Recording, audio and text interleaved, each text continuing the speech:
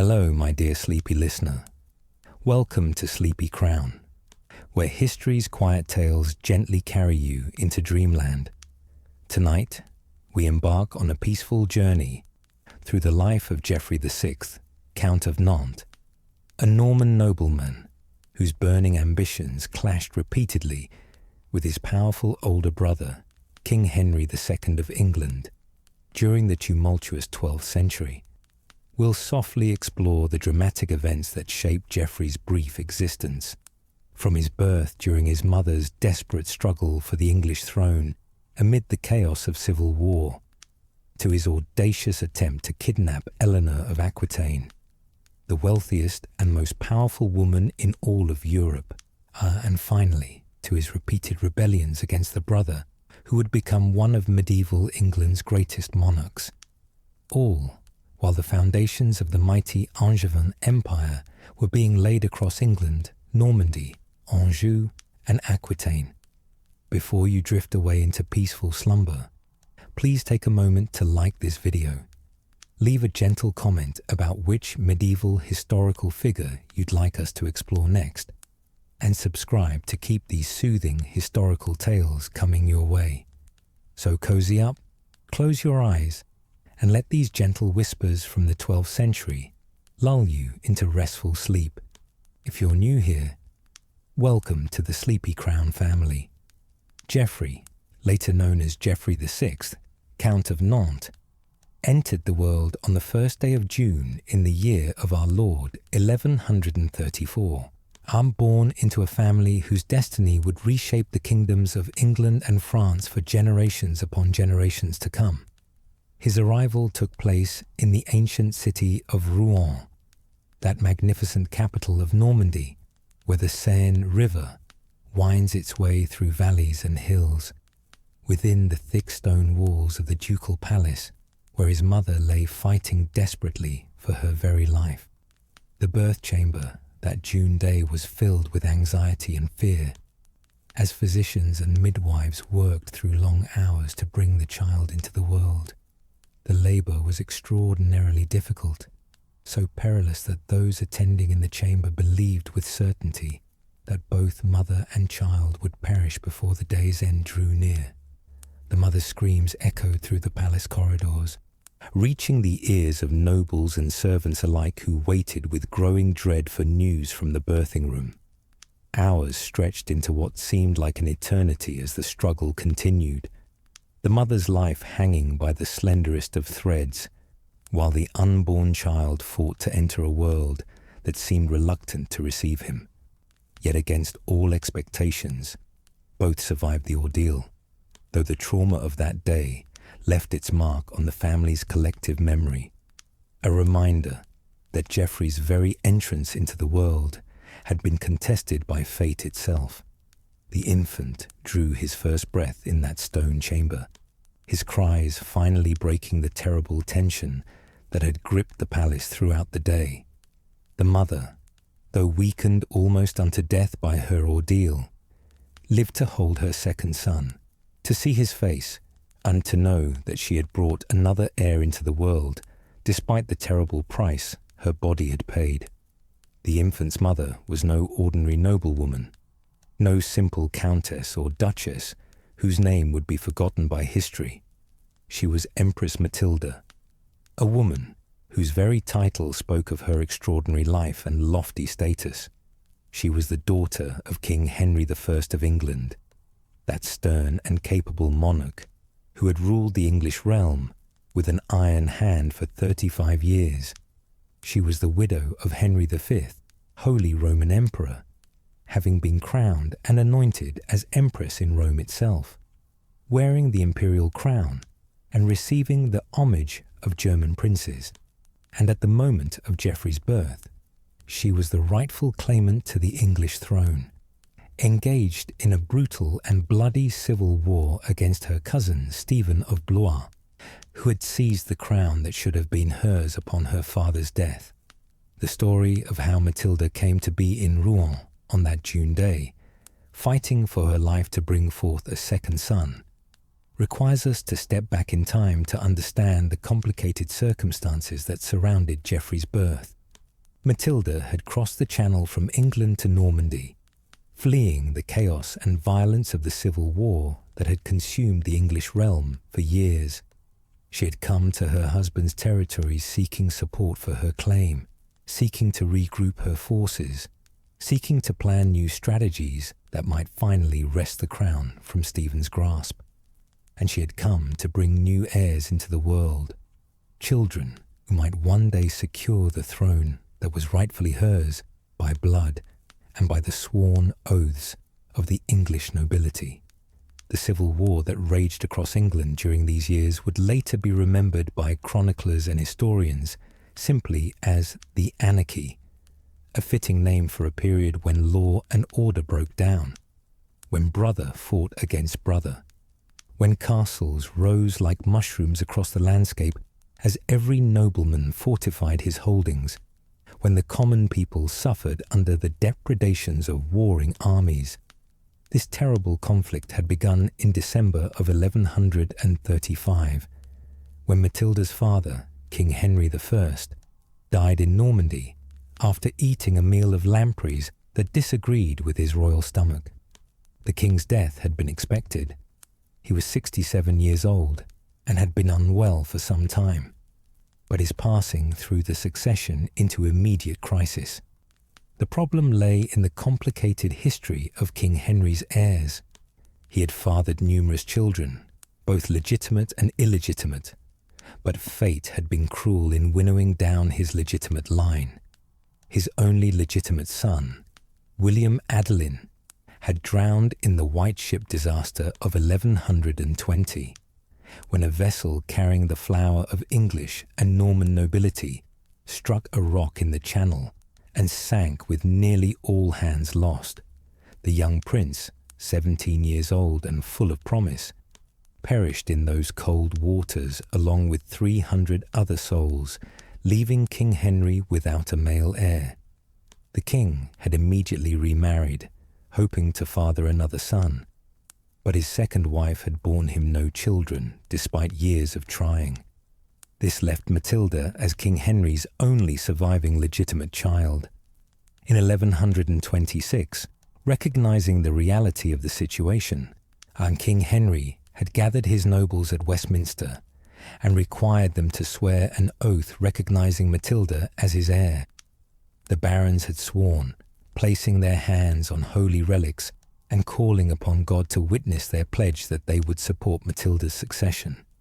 King Henry had required these oaths to be renewed multiple times during his reign, each time gaining fresh promises of loyalty to his daughter.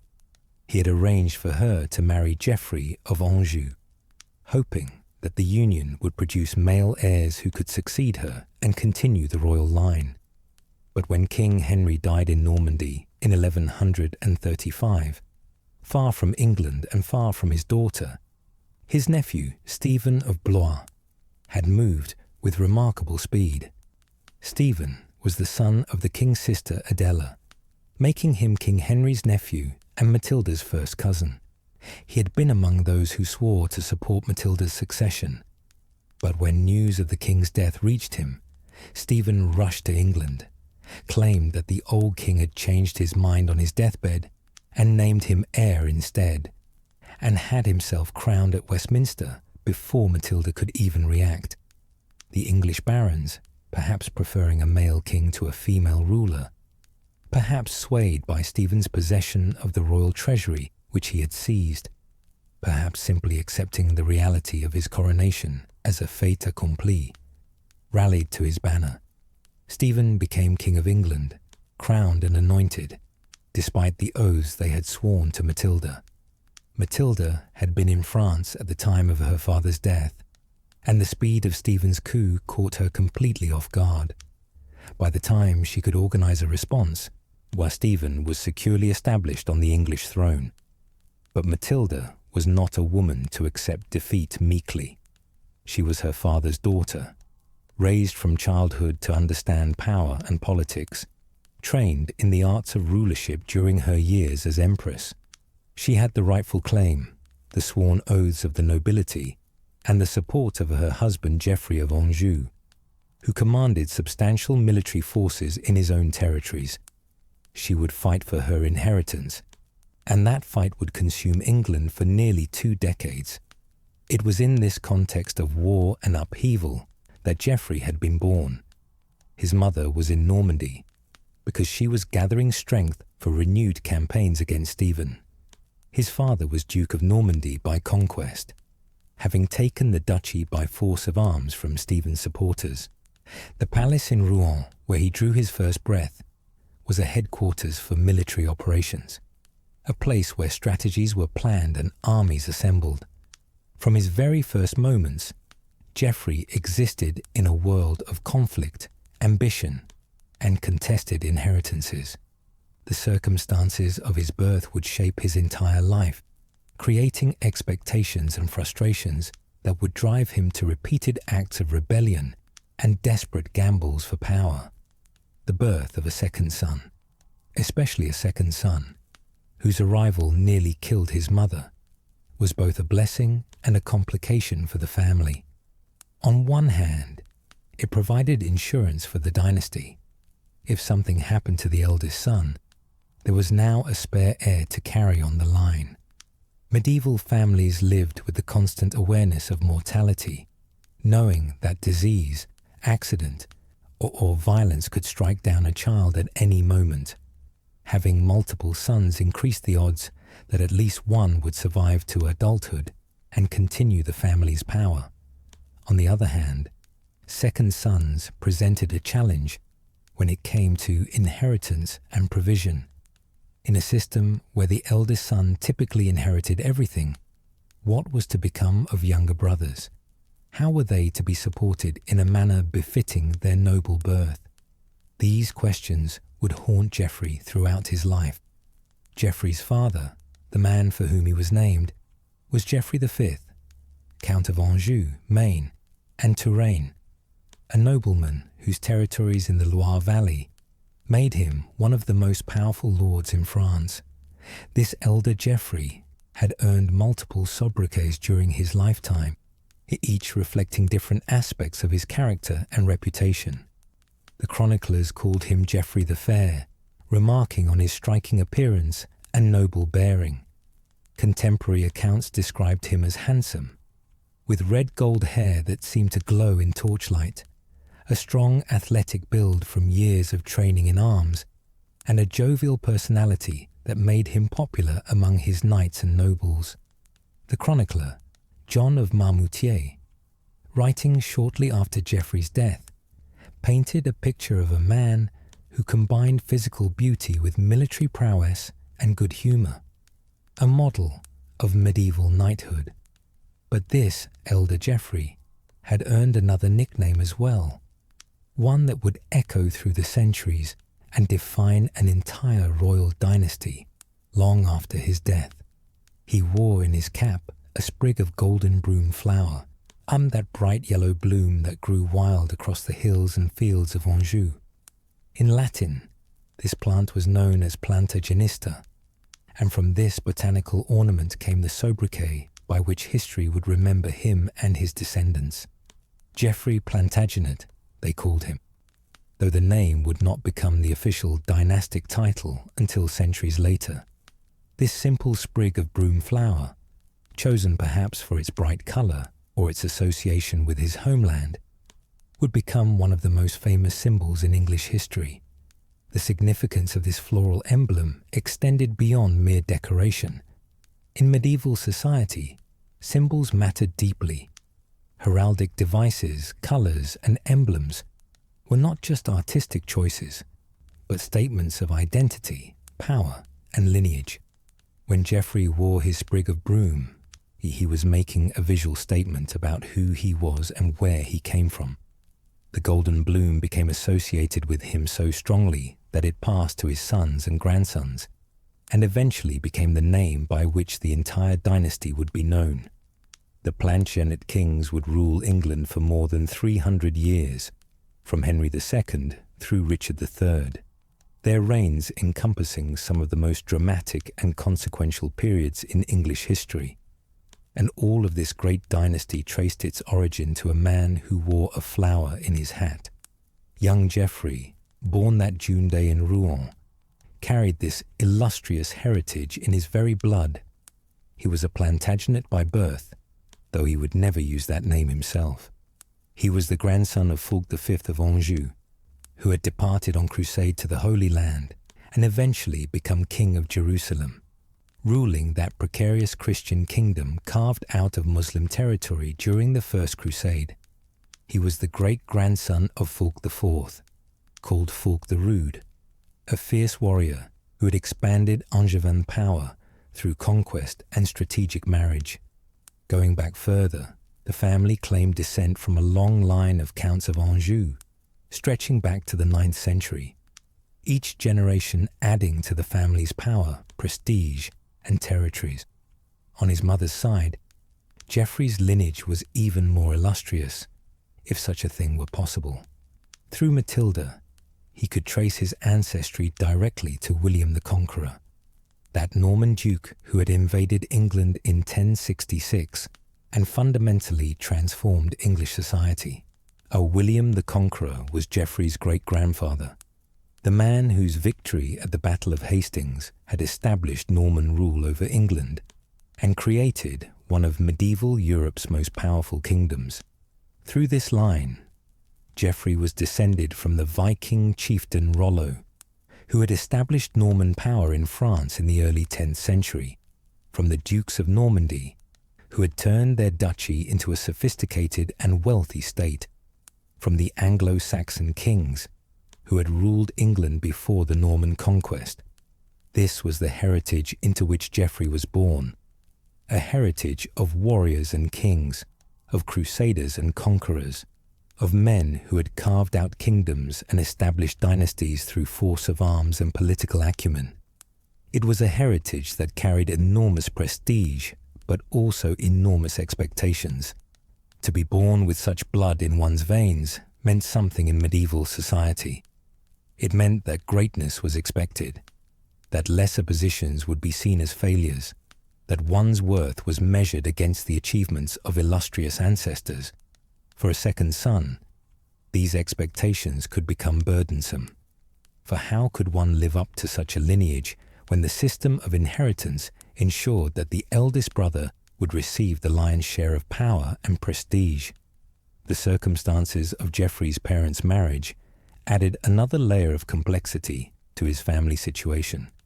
The union between his father Geoffrey and his mother Matilda had been arranged by King Henry I of England as a strategic alliance between the English crown and the powerful counts of Anjou. England and Anjou had often been rivals or even enemies, with the Angevin counts frequently challenging Norman and English power in France. King Henry, seeking to secure his southern border and gain a powerful ally, had offered his daughter's hand in marriage to the young Count of Anjou in 1128. The marriage ceremony had taken place on the 17th of June, 1128, at the cathedral in Le Mans, with great ceremony and pageantry befitting the union of an empress and a count. But from the very beginning, the match had been troubled. Matilda was 26 years old when she married Geoffrey, having returned to her father's court after the death of her first husband, Emperor Henry V. She had been crowned and anointed as Empress in Rome, had lived at the German imperial court, had become accustomed to the highest levels of power and prestige. Now she found herself married to a boy of 15, 11 years her junior, and relegated to the status of a mere countess rather than an empress. The age difference was significant, though not unusual by medieval standards, where political marriages often paired older women with younger men or vice versa, depending on strategic needs. But in this case, the disparity was compounded by Matilda's personality and past experiences. She was proud, strong-willed, and fully aware of her own importance. She had been an empress, had ruled alongside one of Europe's most powerful monarchs, had moved in the highest circles of European politics. To be married to a teenage count however handsome and capable he might be, must have seemed like a demotion. She kept her title of Empress throughout her life, refusing to be known merely as Countess of Anjou, insisting that her imperial dignity took precedence over her marital status.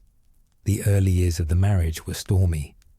Contemporary chronicles record that Matilda returned to her father's court after only a few months of marriage, unable or unwilling to accommodate herself to her new situation.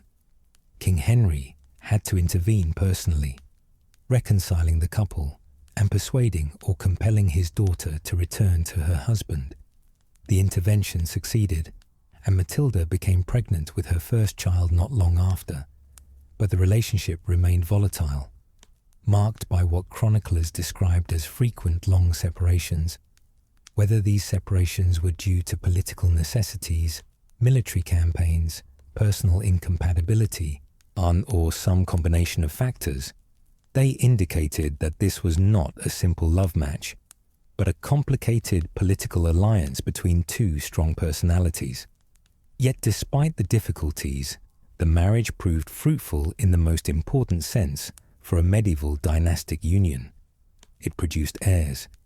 The first son, Henry, was born on the 5th of March, 1133, at Le Mans, in the county of Maine. This child, named for his royal grandfather, King Henry I, was the golden boy, the heir apparent upon whom all hopes rested. Just 15 months later came Geoffrey's difficult birth in Rouen, and 2 years after that, in 1136, came a third son, named William, after Matilda's drowned brother, William Adelin, whose death in the White Ship had precipitated the succession crisis that still plagued the family. 3 sons, 3 potential heirs, 3 pieces to be arranged on the chessboard of medieval politics. For Geoffrey, arriving second in this sequence, his position in the family hierarchy was clear from birth. He would always be second to Henry, always standing one step behind in the line of inheritance, always living in his older brother's shadow. His younger brother William would at least have the comfort of being the baby of the family, the youngest child who might be indulged and spoiled. But Geoffrey occupied that uncomfortable middle position, too close to power to be insignificant, too far from primacy to have real prospects of inheriting the family's principal titles and territories. Had the world into which Geoffrey was born in 1134 was one of tremendous upheaval, constant warfare, and shifting allegiances. England, that green and prosperous island kingdom across the Channel, had been torn apart by civil war since King Henry I's death in December of 1135. The conflict that historians would later call the Anarchy was in its infancy when Geoffrey drew his first breath, but it would continue throughout his entire childhood and adolescence, providing the backdrop against which his formative years unfolded. The details of Geoffrey's earliest childhood remain largely hidden from us in the mists of history, for medieval chroniclers paid scant attention to the daily lives of children, even noble children, and unless those children later rose to positions of great prominence. We have no records of his first words, no accounts of his childhood games, no descriptions of his early personality or temperament. What we know of his childhood must be inferred from the general practices of noble families in this era, and from the few glimpses we catch of him in later years, when he emerges into the historical record as a young man. Geoffrey would have spent his earliest years primarily in the care of women, his mother when she was present, which was not always the case given her military and political activities, and a household of nurses, servants, and attendants who managed the daily routines of feeding, bathing, and caring for noble children. The stone chambers of Norman castles were cold in winter, despite roaring fires in massive fireplaces. And Geoffrey would have been wrapped in furs and woolen blankets as an infant, kept close to braziers and hearths to ward off the chill that permeated the thick walls. As he grew from infant to toddler to young boy, Geoffrey's world would have expanded gradually from the nursery to the bailey, to the castle grounds and beyond. He would have begun to understand that he belonged to a family of tremendous importance, that the servants who attended him did so not just out of duty, but because he was the son of a count and an empress, that his destiny was different from that of the peasant children who played in the villages surrounding the castles where he lived. The castles themselves would have been formative influences on young Geoffrey's developing consciousness, and these were not the romantic fairy tale castles of later imagination, but functional military fortresses built primarily for defense rather than comfort. The keeps were massive stone structures with walls several feet thick, narrow windows designed to admit some light while preventing enemy arrows from entering, spiral staircases that twisted upward in ways that favored defenders over attackers. The great halls were vast spaces where the household gathered for meals, where Geoffrey's father held court and received petitioners, where knights and nobles pledged their service and reported on military campaigns. Geoffrey would have learned early that his father was not just a count, but a warrior, a commander of armies, a man who spent much of his time away from the family castles engaged in military campaigns. Geoffrey the Fair, and that handsome red-haired count who wore the broomflower in his cap, was conducting a systematic conquest of Normandy throughout the 1140s, castle by castle, fortress by fortress, establishing his control over the duchy in his wife's name. The young Geoffrey would have seen his father depart with armies of mounted knights, their armour glinting in the sun, their horses caparisoned in bright colours, their lances held high as they rode out to war. And he would have learned that this was what men of his station did. They fought, they conquered, they expanded their territories and power through force of arms. The boy would also have been aware, in whatever way a child comprehends such things, that his mother was engaged in a desperate struggle for a kingdom. Matilda made several trips to England during these years, a landing with armed forces, besieging castles held by King Stephen's supporters, attempting to rally the English nobility to her cause. In February of 1141, when Geoffrey was still a small child of not quite 7 years, his mother achieved her greatest triumph. She captured King Stephen himself at the Battle of Lincoln. The king was taken prisoner, held in chains, and for a brief, shining moment it seemed that Matilda would finally claim her throne. In April of that same year, a legatine council of the English Church met at Winchester and declared Stephen deposed, proclaiming Matilda as Lady of the English. She was never formally crowned. She never received that sacred anointing that would have made her undisputed queen, but she was recognized as England's rightful ruler by the Church and by a significant portion of the nobility. Coins were struck bearing her name. Charters were issued under her authority. For several months in 1141, Matilda appeared to have won her war, but the triumph was short-lived. Matilda's imperious behaviour alienated many of her supporters. She demanded taxes and levies that the Londoners found excessive. She refused to compromise or show the political flexibility that might have consolidated her position. And crucially, she failed to capture Queen Matilda, King Stephen's wife, who rallied support for her imprisoned husband and organised resistance to the Empress. By autumn of 1141, the situation had reversed dramatically. The Empress Matilda's forces were defeated at the rout of Winchester, and she herself barely escaped capture, fleeing the city and eventually making her way back to her strongholds in the west of England. King Stephen was exchanged for one of Matilda's captured supporters and returned to his throne. He had himself recrowned in December of 1141, reasserting his claim to the kingdom. The civil war would continue, but Matilda's chance to seize the throne outright had passed.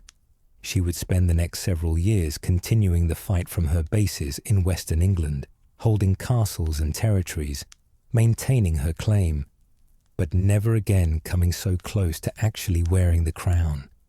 For young Geoffrey, growing up in Normandy and Anjou during these years, and his mother's struggle must have seemed both distant and all-consuming.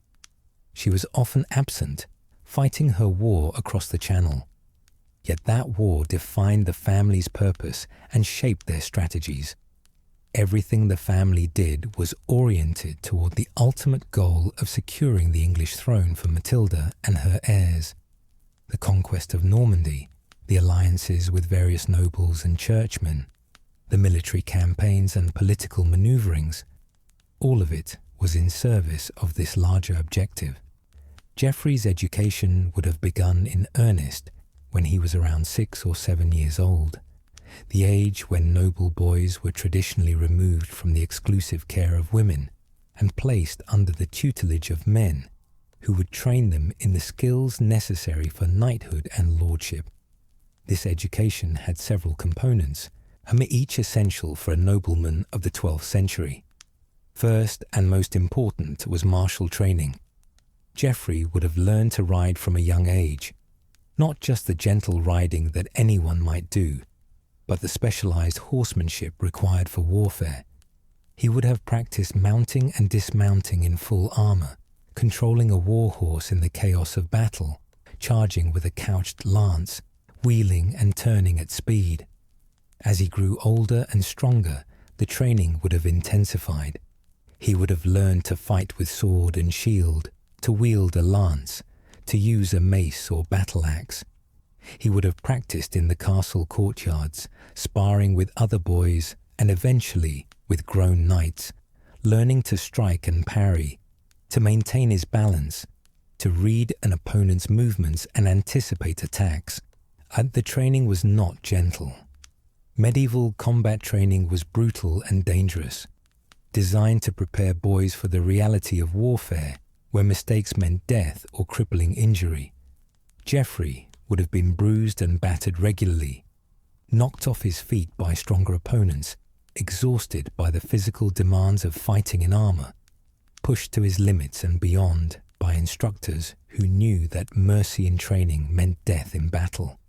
He would have seen older boys seriously injured during practice, would have learned that warfare was not the glorious adventure of songs and stories, but a brutal, exhausting, terrifying endeavor that required enormous physical courage and skill. Beyond martial training, Geoffrey would have received education in literacy and learning, though probably not to the same degree that his older brother Henry received. Henry, as the heir apparent, was given particularly extensive education, learning Latin thoroughly enough to earn a reputation as one of the most learned men of his generation. Geoffrey, as a second son, may have received somewhat less intensive schooling, but he would certainly have learned to read Latin, the language of the church and of government, and probably to write it as well. He would have been taught the basics of mathematics necessary for managing estates and calculating revenues. He would have learned something of history, particularly the histories of his own family and the great deeds of his ancestors. He would have been instructed in the manners and customs appropriate to his station, learning how to conduct himself at court, or how to address people of various ranks, how to participate in the elaborate rituals and ceremonies of noble society. Religious instruction would also have been part of his education, though probably not emphasized as heavily as martial and political training. Geoffrey would have learned the basics of Christian doctrine, attended Mass regularly, been taught to respect the church and its clergy, but there is no indication that he was particularly pious or that religion played a central role in his life. Unlike some nobles who balanced military careers with deep religious devotion, Geoffrey seems to have been primarily concerned with secular matters, power, territory, status, and his place in the family hierarchy. As Geoffrey moved through childhood into adolescence, he would have become increasingly aware of the disparity between his position and that of his older brother Henry. This awareness would have been reinforced constantly by 1,000 small distinctions and differences in how the two brothers were treated. When nobles came to pay their respects to their father, they would bow first to Henry as the heir. When the family gathered for meals in the great hall, Henry would sit in a position of greater honour. When military campaigns were discussed, the conversation would revolve around Henry's future role as a commander of armies. When political alliances were negotiated, marriage proposals would come for Henry from the daughters of powerful families. Henry himself was developing into a remarkable young man and displaying qualities that would later make him one of medieval England's most capable monarchs. Even as a boy and adolescent, he showed tremendous energy and drive, never content to be idle, always active in learning, training, hunting, or some other pursuit. He was intelligent and quick-witted, able to master complex political situations and make sound strategic decisions. He was physically strong and brave, excelling in the martial training that all noble boys underwent. And he had the indefinable quality of leadership, that ability to inspire loyalty and command respect that cannot be taught, but must be innate. Watching his brother develop these qualities and receive the recognition and opportunities that came with being the eldest son must have been both inspiring and frustrating for Geoffrey. On one hand, Henry's excellence reflected well on the whole family. It suggested that the Plantagenet blood ran true, that this generation would be worthy of their illustrious ancestors. On the other hand, Henry's superiority in almost every arena made Geoffrey's own position seem all the more secondary and derivative. He would always be compared to his brother, always found wanting simply because he happened to be born second rather than first. The relationship between the brothers during these childhood years is not well documented, but we can infer certain things from later events. They must have spent considerable time together, sharing tutors, training together in martial skills, perhaps hunting and riding together when their father was away on campaign. They would have formed the kind of bond that brothers often do, and based on shared experiences and family loyalty. Yet beneath that bond must have lurked jealousy and resentment on Geoffrey's part, and perhaps condescension or pity on Henry's part. These emotional undercurrents would later erupt into open conflict, but during childhood they would have been mostly suppressed, kept hidden beneath the surface of brotherly affection. Geoffrey's father, the elder Geoffrey, was often at war during these years, putting down rebellions in his own territories and conquering Normandy piece by piece. The Count faced 3 major baronial rebellions in Anjou during his reign, in 1129, 1135, and then a prolonged uprising from 1145 to 1151. These rebellions revealed the challenges of maintaining authority in the fractious world of medieval nobility, where powerful barons might at any time decide to challenge their overlord if they sensed weakness or opportunity. Particularly troublesome was the Count's own younger brother, Elias, who repeatedly caused problems and eventually had to be imprisoned to maintain order in the domains. This fraternal conflict between Geoffrey the Fair and his brother Elias would have been observed by young Geoffrey, providing a disturbing model of how relations between brothers could deteriorate into outright hostility and violence. The lesson was clear. Brothers who should have been natural allies could become bitter enemies when ambition and rivalry poisoned their relationship. Family bonds, however strong, could be broken by disputes over power and inheritance. The conquest of Normandy proceeded methodically throughout the 1140s. Geoffrey the Fair proved to be an exceptional military strategist, combining patience with aggression, knowing when to attack and when to consolidate gains. He did not try to conquer the entire duchy at once, but instead focused on taking key fortresses and towns. establishing secure supply lines, building alliances with Norman nobles who were willing to switch their allegiance from King Stephen to the Angevin cause. Castle by castle, town by town, the red and gold banners of Anjou spread across Normandy, replacing the white and gold of King Stephen's supporters. The Norman barons initially opposed Geoffrey not primarily out of loyalty to King Stephen, who had visited Normandy only once and showed little interest in the duchy's affairs, but out of hatred for Anjou. Normandy and Anjou had a long history of rivalry and conflict. The Normans considered themselves superior to the Angevins, looking down on them as crude southerners lacking Norman sophistication and culture. The idea of being ruled by a Count of Anjou was offensive to Norman pride, but Geoffrey's military skill and political acumen gradually wore down this resistance. He offered generous terms to nobles who submitted, allowing them to keep their lands and positions if they swore allegiance to him. He isolated stubborn resistors and reduced their castles one by one. And crucially, he benefited from the chaos in England, where King Stephen was too occupied fighting Matilda to send substantial aid to his Norman supporters.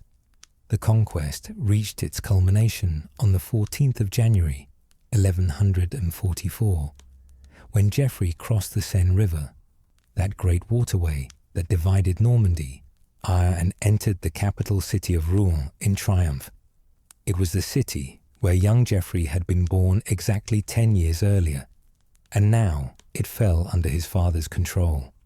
The Count of Anjou assumed the title Duke of Normandy, formally claiming the duchy as his own. The last significant castle holding out against him, Arques, capitulated in 1145, completing the conquest.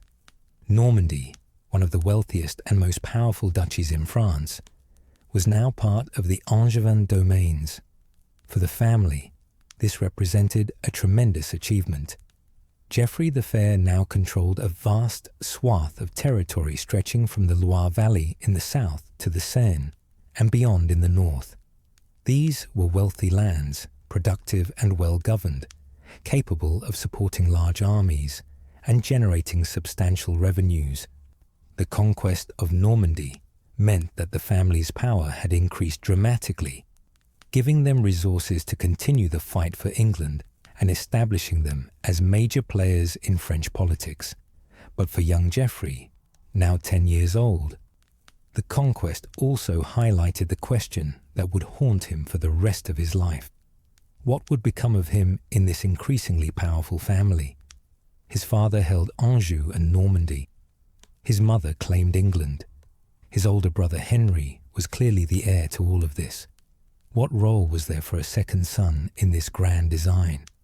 The question had no clear answer, and that very uncertainty would drive much of Geoffrey's later behaviour. In the year 1149, when Geoffrey was 15 years old and on the cusp of manhood, his father made a decision that would have profound implications for the family and particularly for Geoffrey himself. The elder Geoffrey decided to transfer the Duchy of Normandy to his eldest son Henry, effectively recognizing the young man, then only 16 years old, as an independent ruler. This was an extraordinary grant of authority, placing vast territories and tremendous resources under Henry's control, while their father still lived and ruled Anjou. The reasons for this transfer of power were complex and strategic. Geoffrey the Fair had conquered Normandy, but he had done so in his wife's name as Matilda's consort, claiming the duchy as part of her rightful inheritance from King Henry I. Now, by granting Normandy to young Henry, the elder Geoffrey was accomplishing several objectives simultaneously. He was establishing his son as a major power in his own right, giving the young man the resources and authority necessary to pursue the family's claim to England. He was appeasing Norman nobles, who might have chafed under Angevin rule, but could accept the grandson of King Henry I as their duke. He was beginning the process of dividing the family's vast territories among the next generation in a way that would prevent disputes after his death. But for Geoffrey, watching this transfer of power from the sidelines, it must have been a bitter pill to swallow. His brother Henry, barely 16 years old, was now Duke of Normandy, controlling one of the most prestigious titles in all of France. He commanded castles and armies, received homage from powerful barons, collected revenues from wealthy towns and productive estates. He was, for all intents and purposes, an independent prince, answerable to no one except in theory to the King of France, who was too weak to enforce much real authority over his powerful vassals. Geoffrey, meanwhile, remained in his father's household, a son still dependent on paternal authority, with no territory of his own, no title beyond the respect due to his birth, no independent power base. The disparity between the brothers' positions had just increased dramatically, and Geoffrey could not have failed to notice it. Every time messengers arrived from Normandy, bearing letters addressed to the Duke Henry, every time nobles arrived to pay their respects to the young Duke, every time discussions occurred about Norman affairs, and Geoffrey was excluded as a non-participant, he would have been reminded of his secondary status. The following year, 1150, brought further developments in the family's fortunes. Young Duke Henry, now 17, travelled to England with a small force to support his mother's ongoing struggle against King Stephen. The campaign was not militarily decisive, but it demonstrated the young man's courage and ambition. He fought several engagements, besieged castles, and showed himself to be a capable military commander despite his youth. More importantly, his presence in England reminded the English nobility that Matilda had a vigorous young heir, a son who would carry on the fight for the throne even if his mother's own campaign faltered. King Stephen, meanwhile, was aging and growing weary of the endless civil war. His own eldest son, Eustace, was proving to be unpopular and difficult, displaying none of the political skill that might have smoothed his path to succession. The English barons, exhausted by nearly 2 decades of war and chaos, began to see in young Henry a potential solution to the succession crisis. Here was a vigorous young prince with a legitimate claim to the throne, one who might be able to restore order and stability to the war-torn kingdom. Back in Anjou and Normandy, Geoffrey watched his brother's rising star with feelings that must have been deeply conflicted. Family loyalty and genuine affection would have made him proud of Henry's achievements, but envy and frustration at his own lack of opportunity would have poisoned that pride, making it bitter rather than sweet. And the problem was not that Henry was undeserving of his position. By all accounts, he was exceptionally capable and worthy of the trust placed in him. The problem was the system itself, which granted everything to the eldest son and left younger sons scrambling for whatever scraps might fall from their brother's table. The autumn of 1151 brought a catastrophe that would change everything for Geoffrey and set the course for the rest of his brief life. On the 7th of September, Geoffrey the Fair, Count of Anjou and Duke of Normandy, died suddenly at Château du Loir at the age of only 38. The Count had been returning from a royal council, riding through his territories in the warmth of early autumn, when he was struck down by a sudden fever. The illness came upon him swiftly and violently, and leaving no time for elaborate preparations or deathbed arrangements, he made it as far as Château du Loir, a modest fortress in his domains, before he could travel no further. There, in a chamber of that castle, laid upon a simple couch, rather than his own bed in his principal residence, the Count of Anjou died, leaving behind his wife of 23 years, 3 sons, and a legacy of military conquest and territorial expansion that had transformed the power dynamics of Western Europe. His body was taken to the Cathedral of St. Julian in Le Mans, that magnificent church where he had married Matilda all those years ago, and there he was laid to rest. His widow Matilda commissioned an elaborate enamel funerary plaque to decorate his tomb, one of the earliest and finest examples of European heraldic art. The plaque showed Geoffrey with a blue shield bearing gold lions, the very same motif that would later appear in the royal arms of England, a lasting testament to the man who had founded a dynasty. The death of Geoffrey the Fair created an immediate succession crisis within the family, though the broad outlines of the succession seemed clear enough. Henry, as the eldest son, would naturally inherit his father's titles and territories. This was the normal and expected pattern of inheritance, sanctioned by custom, law, and tradition. Henry was already Duke of Normandy. Now he would also become Count of Anjou, Maine, and Touraine, consolidating under his control all of the family's territorial holdings. At 18 years old, he would be one of the most powerful nobles in France, controlling territories from Normandy in the north to the Loire Valley in the south. But it was at this crucial moment that a story emerged which would fuel Geoffrey's resentment and drive his actions for the remainder of his life. According to a chronicle written in Tours, a relatively minor source, but one that claimed access to information about the Count's final wishes, Geoffrey the Fair had not left his territories undivided to his eldest son. Instead, he had made a will with very specific and conditional terms that provided for his second son Geoffrey as well as his heir Henry. The chronicle claimed that Count Geoffrey's will stipulated the following arrangement. If Henry succeeded in becoming King of England, as seemed increasingly possible given the developments in the Civil War, and then the County of Anjou and County of Maine should pass not to Henry, but to his younger brother Geoffrey.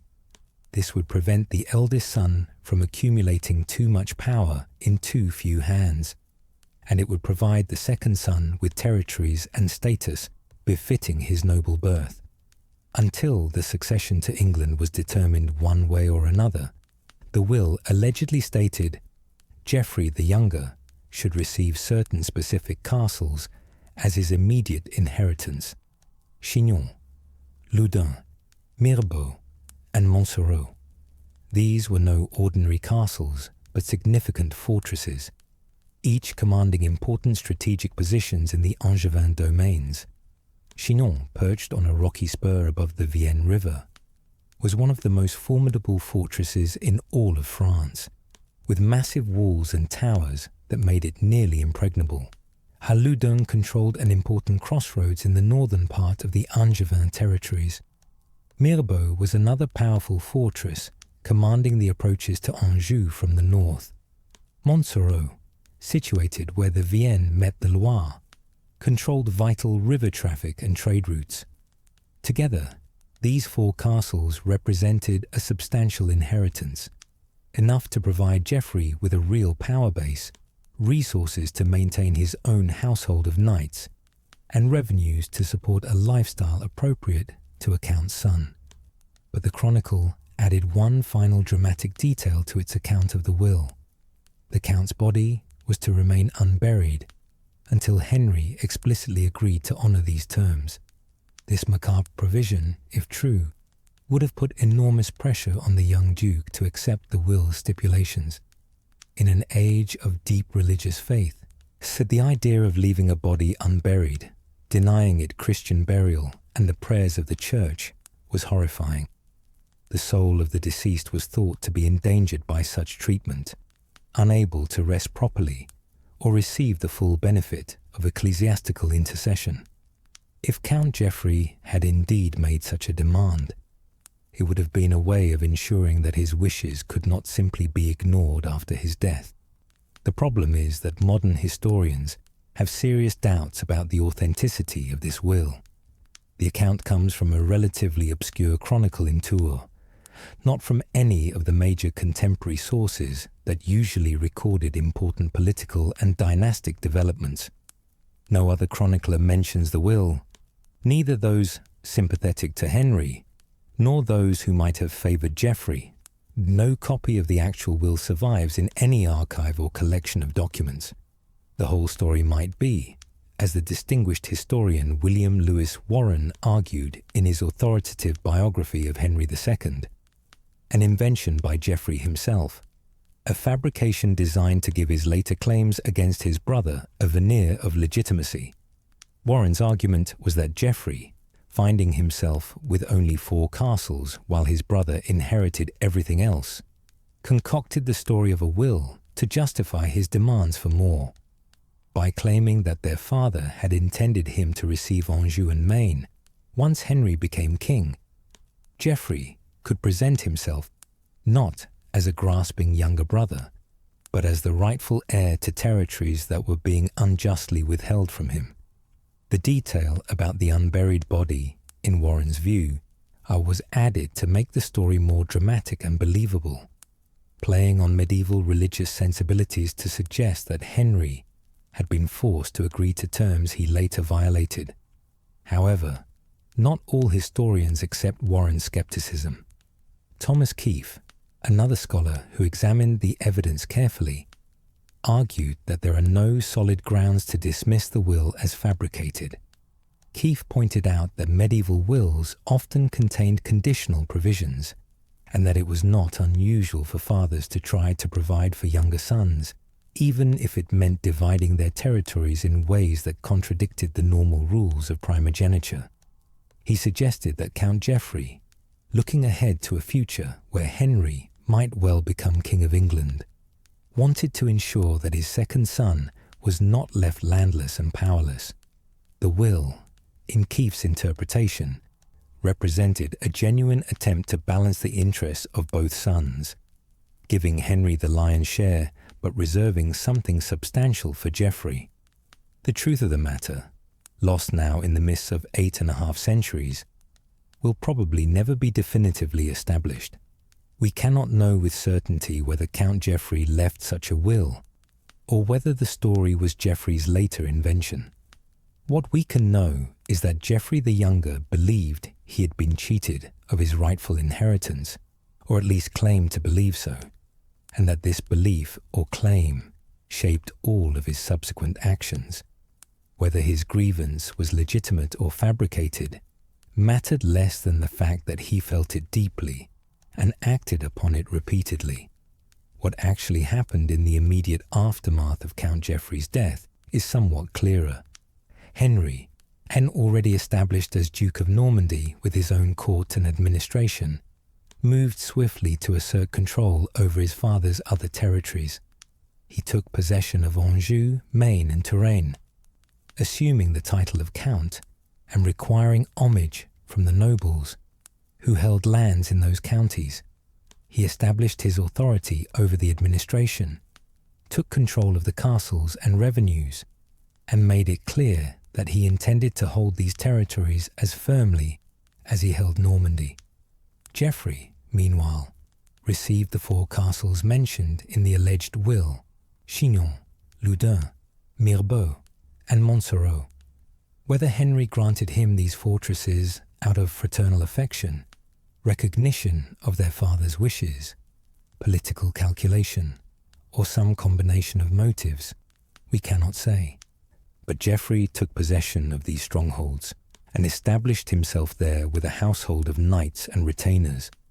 At 17 years old, he finally had something of his own, not a county or duchy, not a title beyond his birth name, but at least 4 significant castles that gave him a base of operations and a measure of independence.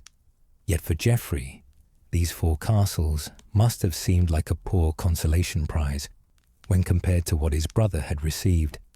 Henry was now Count of Anjou, Maine, and Touraine, as well as Duke of Normandy. He controlled vast territories, commanded thousands of knights, enjoyed revenues from wealthy towns and productive farmlands. He was styled Duke Henry or Count Henry, and received the deference and respect due to those exalted titles. Geoffrey, by contrast, was simply Geoffrey, a son of the late Count, holder of 4 castles, brother to the Duke and Count. He had no title of his own, no county to govern, no duchy to rule. He was 17 years old, of royal blood, son of one of the most successful military commanders of the age, brother to one of the most powerful nobles in France, and yet he was essentially landless, his entire inheritance consisting of 4 fortresses that he held not as a count or lord, but simply as, what? The younger brother, the spare heir, the one provided for? The disparity between the brothers' positions was now stark and undeniable, and for Geoffrey, that disparity would be impossible to accept. He had grown up watching his brother receive every advantage, every opportunity, every honour. Now, with their father dead, the gulf between them had widened into a chasm. Henry had everything, and Geoffrey had 4 castles, and the bitter knowledge that this was all he would ever have unless he did something dramatic to change his circumstances. The year 1151 thus marks a turning point in Geoffrey's life. Up until his father's death, he had been a child, an adolescent, whose future was uncertain, but who could at least hope that something might be arranged for him, some provision made that would give him status and power befitting his birth. But with the succession settled and Henry in firm control of all the family territories, it became clear that nothing more would be forthcoming through normal channels. If Geoffrey wanted more than 4 castles, if he wanted a title and territory of his own, if he wanted to step out of his brother's shadow, he would have to seize it for himself through boldness, cunning, and force. The months following Geoffrey the Fair's death in September of 1151 were months of tremendous political activity and manoeuvring across Western Europe. Henry, now 18 years old and in control of vast territories, wasted no time in consolidating his position and pursuing the family's ultimate goal of securing the English throne. He crossed the Channel to England in January of 1152, bringing with him a force of knights and soldiers to support his mother's claim and to press his own case as heir to the kingdom. The situation in England had evolved considerably since the early years of the Civil War. King Stephen, now in his mid-50s, was growing weary of the endless conflict that had consumed his entire reign, and the energetic and ambitious king who had seized the throne in 1135 had become a tired and increasingly desperate man, watching his support erode year by year.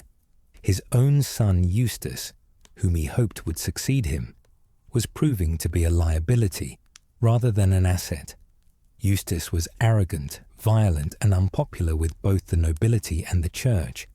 When Eustace demanded that he be crowned as co-king alongside his father, as was sometimes done to ensure smooth succession, the Archbishop of Canterbury refused, citing papal disapproval of Stephen's kingship. The English barons, meanwhile, had grown thoroughly exhausted by nearly 2 decades of civil war. They had seen their lands ravaged by competing armies, their revenues diminished by the cost of maintaining private forces, their authority challenged by the chaos that pervaded the kingdom. Many of them began to look toward young Duke Henry as a potential solution to the endless conflict. Here was a vigorous young prince with undeniable claims to the throne through his mother, the daughter of King Henry I. He was capable, energetic, and ambitious. Most importantly, he represented a way to end the war without either side having to admit complete defeat. Stephen could keep the throne for his lifetime, while Henry would be recognized as heir, ensuring a peaceful succession. Henry's campaign in England during early 1152 was not spectacularly successful in military terms. He did not win any great battles or capture any crucial fortresses. But the campaign served its purpose by demonstrating that he was willing and able to fight for his inheritance, that he had the resources and determination to carry on the struggle indefinitely if necessary. The English nobility took note, and informal discussions began about the possibility of a negotiated settlement that would recognize Henry as Stephen's heir. Back in France, Geoffrey watched these developments from his castles in the Angevin territories. His brother was in England, pursuing the English throne with the backing of their mother and the support of powerful nobles. Geoffrey, meanwhile, was in Anjou and Touraine, holding his 4 fortresses, but with no clear path forward for his own ambitions. The question that must have occupied his thoughts constantly was simple. What was to become of him?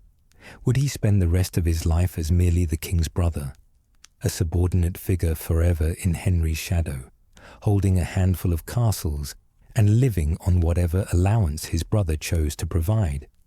Or was there some way, some opportunity, some bold stroke that might elevate his position and give him the power and status he craved? It was in this state of frustrated ambition and restless uncertainty that Geoffrey learned of events unfolding in the French royal court that would present him with what seemed like the opportunity of a lifetime. Eleanor, Duchess of Aquitaine in her own right and Queen of France through her marriage to King Louis VII, was seeking an annulment of her marriage. The news would have spread quickly through the courts and castles of France, for this was no ordinary separation, but a rupture at the very highest levels of European politics, involving 2 of the most important figures of the age. To understand why this news would have electrified Geoffrey and set his mind racing with possibilities, we must understand who Eleanor of Aquitaine was and what her duchy represented. Eleanor had been born around 1122, the daughter of Duke William X of Aquitaine, one of the most powerful nobles in France. Aquitaine was an enormous territory, comprising roughly a quarter of what is now modern France, stretching from the Loire Valley in the north to the Pyrenees Mountains in the south, from the Atlantic coast in the west to the Massif Central in the east. It included some of the wealthiest and most productive lands in all of Europe, vineyards that produced fine wines, ports that facilitated trade with Spain and England, rich agricultural regions, prosperous towns. When Eleanor's father, Duke William, died in 1137, during a pilgrimage to Santiago de Compostela, the 15-year-old Eleanor inherited this vast duchy. But in the medieval world, a woman could not rule such territories alone, not because of any formal legal prohibition, but simply because the violent and competitive world of medieval politics required a military commander, someone who could lead armies and defend borders. Eleanor needed a husband, and that husband would become Duke of Aquitaine by right of marriage, exercising authority over her inheritance. King Louis VI of France, known as Louis the Fat, had immediately recognized the opportunity presented by Eleanor's inheritance. Here was a chance to bring Aquitaine under royal control, or at least into a close alliance with the French crown. Louis the Fat arranged for his son, also named Louis, to marry Eleanor. The wedding took place in July of 1137 in the Cathedral of Saint-André in Bordeaux, with great ceremony and celebration. The young Prince Louis was 17, just 2 years older than his bride. Within days of the wedding, Louis the Fat died, and suddenly the newlyweds found themselves King and Queen of France. So began a marriage that would last 15 years, but which was troubled from its very beginning. Louis VII, as the new king was styled, had been intended for a career in the church before his older brother's unexpected death had made him heir to the throne. He had received a clerical education, had been raised with the expectation that he would become a bishop, or perhaps even a cardinal. He was pious, serious, and ascetic in his habits, uncomfortable with the worldly pleasures and political machinations of royal courts. He wore simple clothing, attended religious services multiple times daily, and conducted himself more like a monk than a king. Eleanor, by contrast, was vivacious, worldly, and sophisticated. She had grown up in the court of Aquitaine, where troubadours sang of courtly love, where literature and music flourished, where the arts of civilization were cultivated and celebrated. Her grandfather, William IX of Aquitaine, had been one of the first troubadour poets, composing verses that celebrated love, beauty, and the pleasures of life. Eleanor had inherited this cultural sophistication and love of courtly life. She dressed magnificently, surrounded herself with poets and musicians, enjoyed hunting and hawking and tournaments, and expected to play an active role in political affairs. The contrast between the pious, monk-like king and his sophisticated, worldly queen created tensions from the start. But these personal incompatibilities might have been overcome if the marriage had produced what medieval dynasties needed most: a male heir. Eleanor bore Louis 2 daughters, Marie in 1145 and Alix in 1150. Both were healthy, intelligent girls who would go on to important lives of their own. But they were not sons, and the lack of a male heir became an increasingly serious problem as the years passed. In the inheritance customs of the day, daughters could inherit in the absence of sons, but there was always doubt and dispute about female succession, as Matilda's struggles in England demonstrated. A king needed a son, and Louis and Eleanor had none. The relationship between the royal couple deteriorated further during the Second Crusade, that great military expedition to the Holy Land that began in 1147.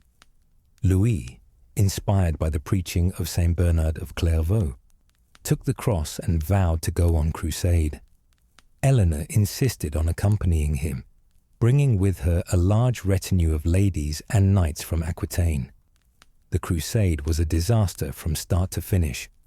The French and German armies suffered terrible losses during the march through Asia Minor. Ambushed by Turkish forces, decimated by hunger and disease, on arriving in the Holy Land as fragments of their former strength. But it was not military defeat that caused the scandal that would haunt Eleanor for the rest of her life. Rather, it was her conduct at Antioch, where her uncle, Raymond of Poitiers, was prince. Raymond was a handsome, sophisticated man, about the same age as Eleanor, who resembled her beloved father and grandfather. Eleanor spent a great deal of time in Raymond's company, speaking with him in the Occitan language of southern France that Louis could not understand, riding out hunting with him, engaging in long private conversations. Raymond wanted French military support for his schemes to expand Antioch's territory, and he worked to persuade Eleanor to convince Louis to provide that support. Louis, however, was jealous and suspicious of the close relationship between his wife and her uncle. Rumors began to circulate, whispered in corners and repeated by chroniclers, that Eleanor and Raymond were engaged in an incestuous affair. Modern historians generally dismiss these rumors as unfounded, the kind of sexual scandal that enemies often invented to discredit powerful women. But the rumors gained currency at the time and further poisoned the already troubled marriage. Louis, in a fit of jealous rage, forced Eleanor to leave Antioch abruptly and continue the crusade with him. The couple returned to France in 1149, their marriage effectively over in all but name, though they would remain technically wed for 3 more years. During those 3 years, from 1149 to 1152, Eleanor and Louis maintained an increasingly cold and distant relationship. They appeared together at official functions, upheld the formalities of their positions as king and queen, but the personal bond between them had been completely severed. The lack of a male heir weighed heavily on everyone's minds. Louis needed a son to secure the succession to the French throne. Eleanor, still in her late 20s and capable of bearing more children, was wasting her fertile years in a marriage that had become hollow and meaningless. The solution to this impossible situation lay in annulment. The Catholic Church did not permit divorce in the modern sense, but it did allow for marriages to be annulled, declared never to have been valid in the first place, under certain specific circumstances. The most common ground for annulment was consanguinity, and the existence of a blood relationship between the spouses close enough to violate church law. The Church prohibited marriage within 7 degrees of kinship, a restriction so broad that almost any two noble families in Europe could find some common ancestor if they looked back far enough through their family trees. In the case of Louis and Eleanor, a genealogical examination revealed that they were related within the 4th degree of consanguinity, sharing a common ancestor in Robert II, King of France, who had died in 1031. This made them distant cousins, related closely enough that their marriage could be annulled on grounds of incest according to church law. Never mind that this relationship had been known since before their wedding and had not prevented the church from sanctioning the marriage in the first place. And never mind that their 2 daughters would be declared legitimate despite the annulment. The crucial point was that church law provided a mechanism for ending the marriage without calling it divorce, and both parties were eager to take advantage of that mechanism. The annulment proceedings were held at the royal castle of Beaugency, a fortress situated on the Loire River near Orléans. On the 11th of March, 1152, a church council convened to consider the matter. The council was presided over by Hugh de Toucy, Archbishop of Sens and Primate of France, giving it the ecclesiastical authority necessary to make a binding decision. Louis and Eleanor both appeared before the council and consented to the annulment. The decision had clearly been arranged in advance, with both parties in agreement about the outcome. On the 21st of March, after the required formalities had been completed, 4 archbishops formally granted the annulment on grounds of consanguinity within the 4th degree. The terms of the annulment were carefully specified to protect everyone's interests. The 2 daughters of the marriage, Marie and Alix, were declared legitimate despite the annulment. Their parents' marriage might have been technically invalid, but the girls were still legally the daughters of the King of France. Custody of the daughters was awarded to Louis, as was customary in an age when children belonged legally to their father. Eleanor's lands would be restored to her, returning to her full control now that she was no longer married. She would once again be Duchess of Aquitaine in her own right, and ruling that vast and wealthy territory without a husband to exercise authority over her or her lands. For Eleanor, at 30 years old, the annulment represented both liberation and vulnerability. She was free from a marriage that had brought her no happiness and had become a prison of religious restrictions and political frustrations. She could return to her beloved Aquitaine, to the sophisticated court life she had known in her youth, to a world where women had more freedom and power than they did in the austere French royal court. But she was also now a single woman in possession of enormous wealth and territory, making her one of the most desirable marriage prospects in all of Europe. Every ambitious nobleman would recognize that marrying Eleanor meant gaining control of Aquitaine, yet becoming one of the most powerful lords in France overnight. Eleanor must have understood this clearly as she departed from Beaugency after the annulment was granted. She had to travel from Beaugency in the north to her own lands in Poitou in the southwest, a journey of several days through territories controlled by various nobles who might see her as a prize to be seized. She travelled with an escort of knights and retainers, but this was not a large military force capable of repelling a determined attack. It was just enough protection to deal with ordinary bandits and to provide some security on the roads against an organized ambush by a nobleman with substantial military forces. Eleanor's escort would be quickly overwhelmed.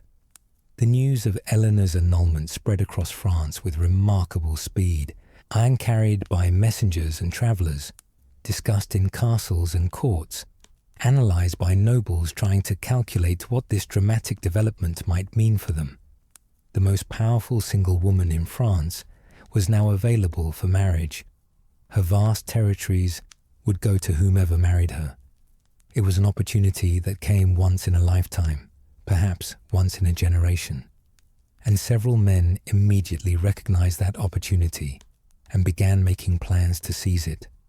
Eleanor and her escort rode away from Beaugency shortly after the annulment was granted, heading southward toward her homeland.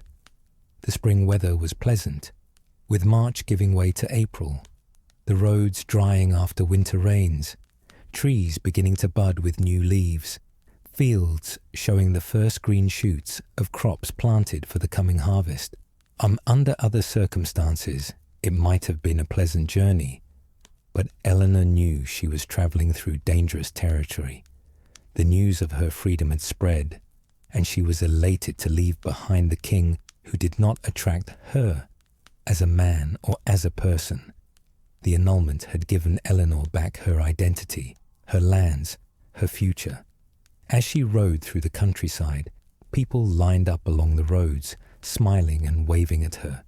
She was popular in France, seen as glamorous and sophisticated, a welcome contrast to the austere piety of King Louis. The common folk cheered her passage, called out blessings, threw flowers at her horse's feet. For Eleanor, after years of unhappiness and frustration, this acclaim must have felt like a vindication, proof that she had been right to seek her freedom. But beneath the celebratory atmosphere, danger lurked. Eleanor's logical route south would take her through the territories of several powerful nobles, any one of whom might decide to seize the opportunity that her passage through their lands presented. An abduction followed by a forced marriage, or even a marriage arranged at knife point, but later represented as consensual, would make the abductor Duke of Aquitaine. It was a gamble that some men would be willing to take, despite the risks of royal displeasure and church condemnation. The prize was simply too great to ignore. The first attempt came earlier than Eleanor expected. When her party reached the city of Blois, Eleanor received alarming intelligence. Theobald V, Count of Blois, whose father was a vassal of King Louis, had been plotting to abduct her. Theobald was a powerful nobleman, controlling territories northeast of Aquitaine, with substantial military forces at his command. He had laid plans to intercept Eleanor's party, seize her by force, and arrange a swift marriage before anyone could intervene. If his plot had succeeded, he would have become Duke of Aquitaine, transforming himself from a count to one of the most powerful nobles in all of France. But somehow Eleanor learned of the plot. Perhaps her scouts discovered Theobald's preparations. Perhaps a sympathetic noble sent word ahead to warn her. Perhaps servants or knights in Theobald's household, uncomfortable with the plan, leaked information about it. However she learned of the danger, Eleanor acted quickly. She changed her planned route, avoiding the areas where Theobald had positioned his forces. She was quickly escorted to Touraine, which belonged to Henry Plantagenet, and where she could be in more safety. The young Duke of Normandy's territories offered protection, for Theobald would not dare to violate Henry's lands to pursue her. But Touraine was not her destination. Eleanor needed to reach Poitou, the heart of her duchy, where she would be completely safe among her own people, protected by castles and knights loyal to her personally rather than to any husband or overlord. To reach Poitou from Touraine, she would need to cross several rivers and travel through territories that, while nominally part of Aquitaine, were vulnerable to incursion from neighbouring lords. The most dangerous part of her journey still lay ahead. As Eleanor's party made its way south through Touraine, heading toward the crossing point at the River Creuse, she received more alarming news. There was another ambush being prepared, another nobleman waiting to intercept her. This time the would-be abductor was Geoffrey, the younger brother of Duke Henry of Normandy. Geoffrey had positioned himself and his men at Port-de-Piles, a small settlement near where Eleanor would need to cross the River Creuse. The location was well chosen, for travellers heading from Touraine to Poitou had limited options for crossing the river, and Port-de-Piles controlled one of the most convenient crossing points. Geoffrey was 18 years old, just 2 years younger than Eleanor's husband Henry. He was the second son of the late Count Geoffrey of Anjou, holder of 4 castles, but with no title or territory of his own beyond those fortresses. He was ambitious, frustrated by his secondary position in the family, and desperate for an opportunity to elevate his status. The chance to marry Eleanor of Aquitaine represented exactly the kind of bold stroke that could transform his life overnight. If he could capture Eleanor and force a marriage, he would become Duke of Aquitaine, finally stepping out of his brother's shadow and establishing himself as a major power in his own right. Geoffrey had planned his ambush carefully, or at least as carefully as a young man of 18 could plan such a risky venture. He had brought with him a force of knights and men-at-arms, probably drawn from the garrisons of his 4 castles, plus whatever additional forces he could recruit for the enterprise. These men were positioned near the bridge or ford at Port-de-Piles, concealed but ready to spring out when Eleanor's party attempted to cross.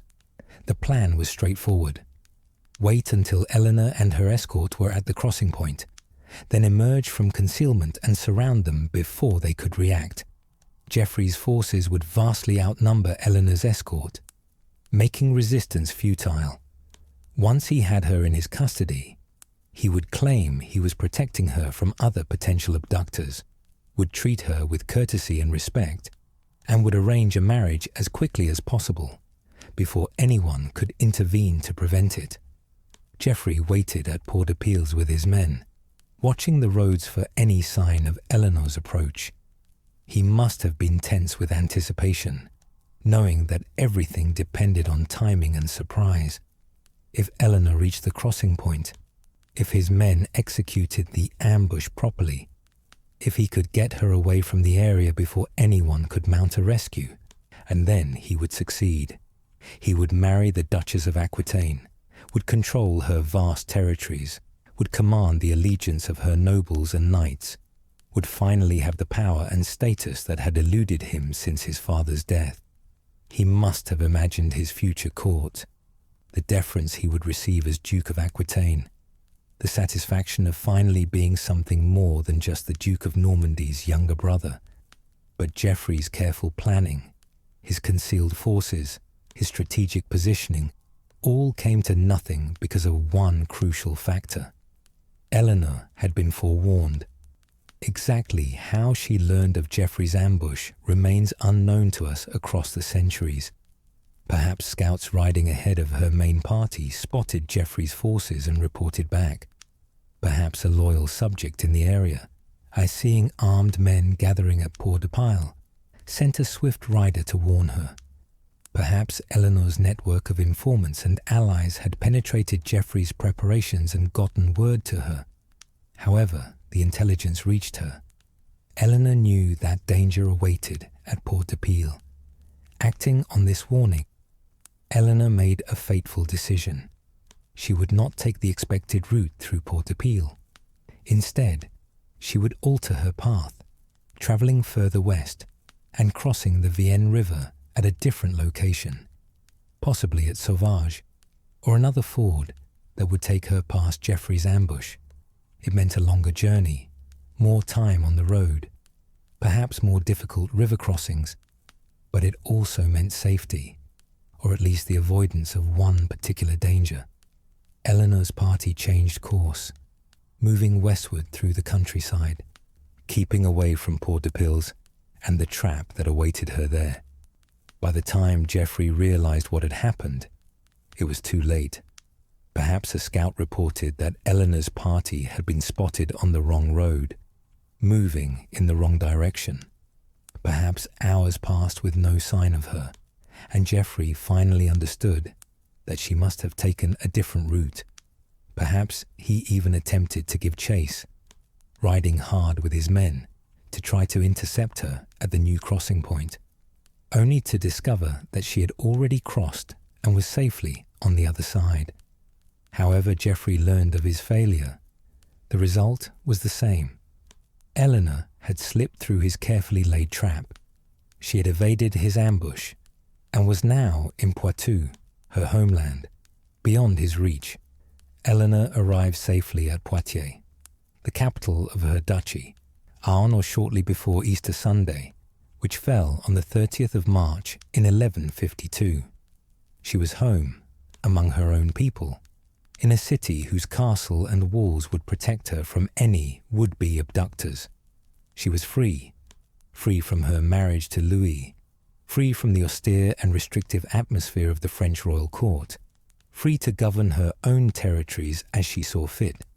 It must have been a moment of tremendous relief and joy, the successful end to a dangerous journey, a homecoming after years of exile in a foreign court. But Eleanor was also a realist, and her experiences during the journey from Beaugency to Poitiers had taught her a crucial lesson. She had narrowly escaped 2 abduction attempts. Theobald of Blois had tried to seize her. Geoffrey of Anjou had tried to ambush her. Who else might make similar attempts? She was 30 years old, beautiful, wealthy, powerful, and single. She was also vulnerable. Without a husband, she would be constantly threatened by ambitious nobles who saw her as a prize to be taken. She needed a protector, and she needed one quickly, before someone else decided to try their luck at capturing her. Eleanor had already made her choice. Perhaps she had been contemplating it even before the annulment was finalized. Perhaps the journey and its dangers had crystallized her thinking. Or perhaps she had been planning it all along, and the annulment had been obtained specifically to free her to make this choice. Whatever her reasoning and timing, Eleanor knew whom she wanted to marry.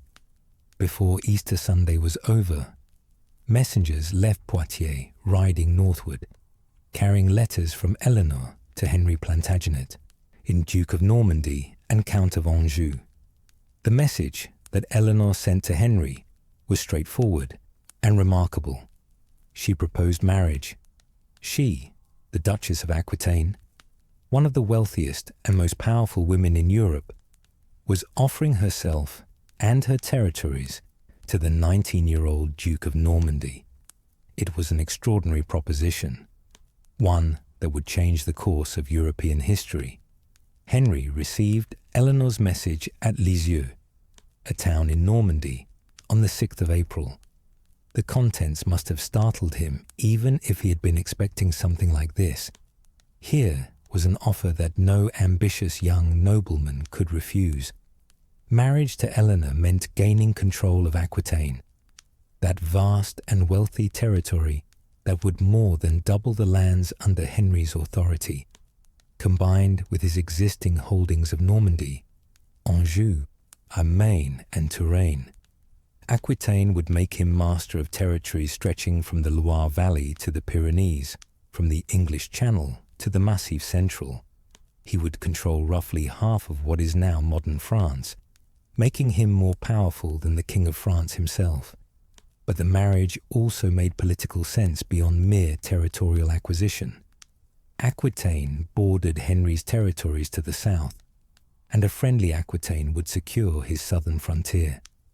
Eleanor's support would be valuable in his ongoing efforts to secure the English throne, for she was wealthy, experienced in politics, and could provide resources for military campaigns. And personally, Eleanor was an attractive match. She was beautiful, sophisticated, intelligent, and experienced in governance in ways that younger noble women were not. The 11-year age difference meant nothing in an era when such disparities were common in aristocratic marriages. Henry moved with characteristic decisiveness. He rode swiftly southward from Lisieux, covering the distance to Poitiers in about 10 days. He arrived in the city in mid-May, probably around the 15th or 16th. The wedding took place with remarkable speed.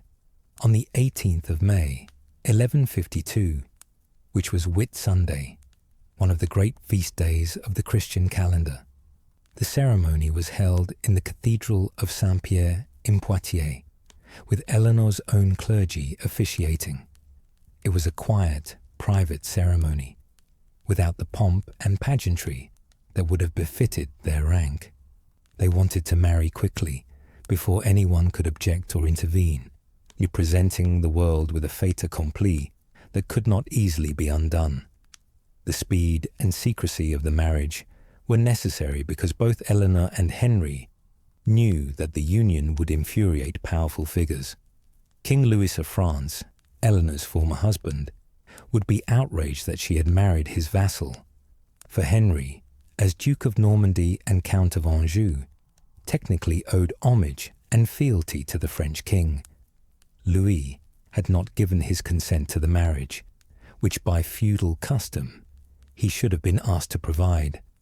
The marriage between his former wife and one of his most powerful vassals upset the careful balance of power in France, making Henry far too powerful for Louis's comfort. The church would also be concerned about the marriage. Eleanor and Henry were related within the 4th degree of consanguinity, and just as Eleanor and Louis had been, they shared common ancestors in the complicated web of internoble marriages that characterized European aristocracy. If Eleanor's first marriage could be annulled on grounds of consanguinity, the same grounds could theoretically be applied to her second marriage. This would become a weapon that their enemies could potentially use against them in the future, though in practice, the Church would accept the marriage once it was a settled fact. The marriage of Eleanor and Henry on the 18th of May, 1152, just 8 weeks after Eleanor's annulment from Louis, was one of the pivotal events of the 12th century. It united Normandy, Anjou, and Aquitaine under one ruler, creating a vast territorial bloc that would become the foundation of what historians call the Angevin Empire. It ensured that Henry would have the resources necessary to pursue his claim to the English throne, resources that would prove decisive in the negotiations that eventually made him king. It began a partnership between two of the most remarkable personalities of the medieval period, a relationship that would be stormy, passionate, and ultimately tragic, but which would produce 8 children who would shape the course of English and European history. And for Geoffrey, waiting in his castles in Anjou, news of his brother's marriage to Eleanor must have arrived like a dagger to the heart. The woman he had tried to abduct, the duchy he had sought to claim, the opportunity that would have transformed his life, all of it had gone to his brother Henry instead. Once again, Henry had taken what Geoffrey wanted. Once again, the younger brother had been left with nothing while the elder brother acquired yet more territories, yet more power, yet more prestige. The irony would have been bitter and inescapable. Geoffrey had laid his trap at Port de Piles with such care, positioned his forces, waited for Eleanor's approach. If she had taken the expected route, if she had not been warned, if his ambush had succeeded, he would now be Duke of Aquitaine. He would be the one married to the beautiful and sophisticated Eleanor. He would be the one commanding the allegiance of the Aquitanian nobility. He would be the one whose power had suddenly multiplied many times over. Instead, Eleanor had slipped through his grasp, and within weeks she had married his brother. The Gambit had failed, and the failure was complete. Not only had Geoffrey not gained Aquitaine, but he had also revealed his willingness to use force and deception to improve his position. He had shown that he would attempt to seize opportunities without regard for law or custom. He had made himself look foolish, a would-be abductor outwitted by his intended victim. And worst of all, the woman and duchy he had coveted had gone directly to the brother he resented most. If Geoffrey had hoped that his brother's marriage might lead to some gesture of reconciliation or generosity, he was quickly disappointed. Henry, now immensely powerful as Duke of Normandy, Count of Anjou, and Duke of Aquitaine by right of his wife, showed no inclination to share power or territory with his younger brother. Geoffrey remained in his 4 castles, his position unchanged, his prospects as limited as ever. The marriage that had so dramatically elevated Henry's status had done nothing whatsoever for Geoffrey except to reinforce his subordinate position and highlight the gulf between the brothers.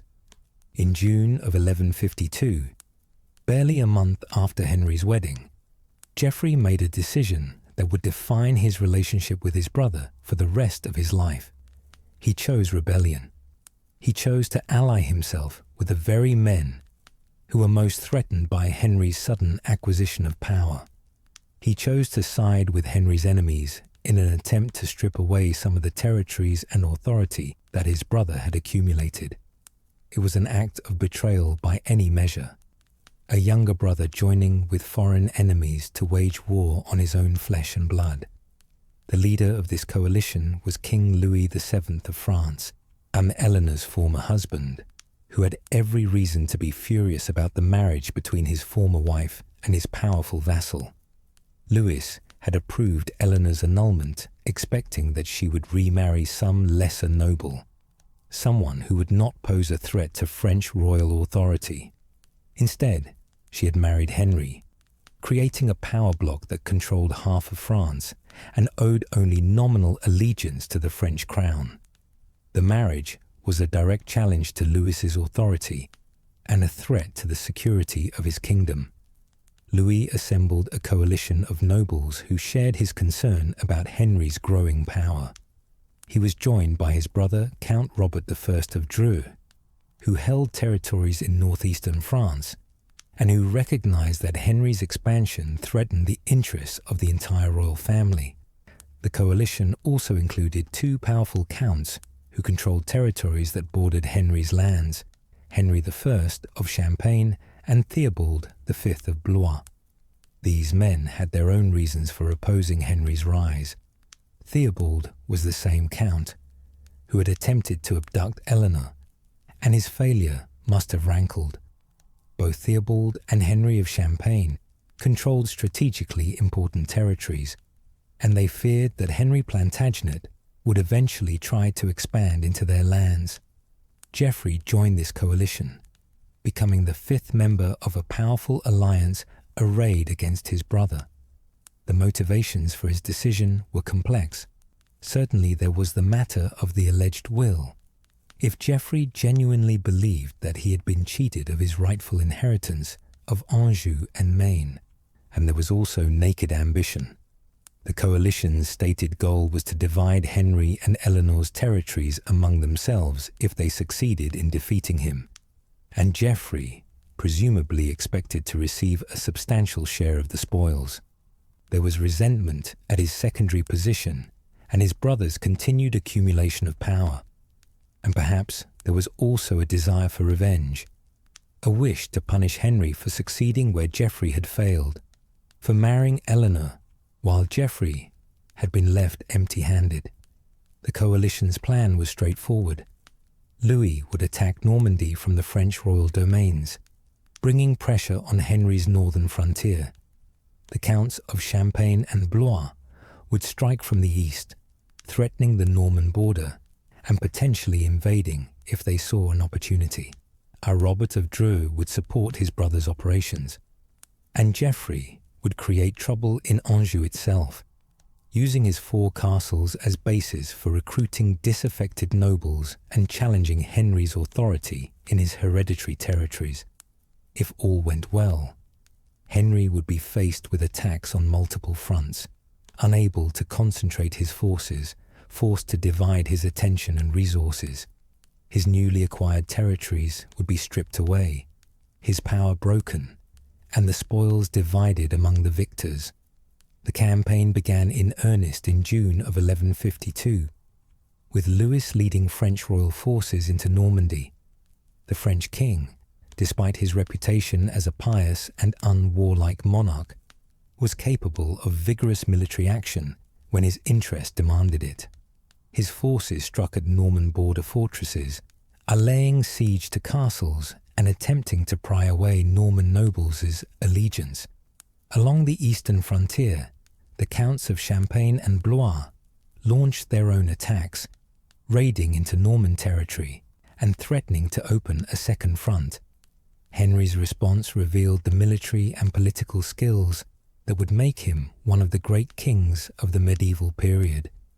Rather than trying to fight on all fronts simultaneously, he made strategic choices about where to focus his efforts.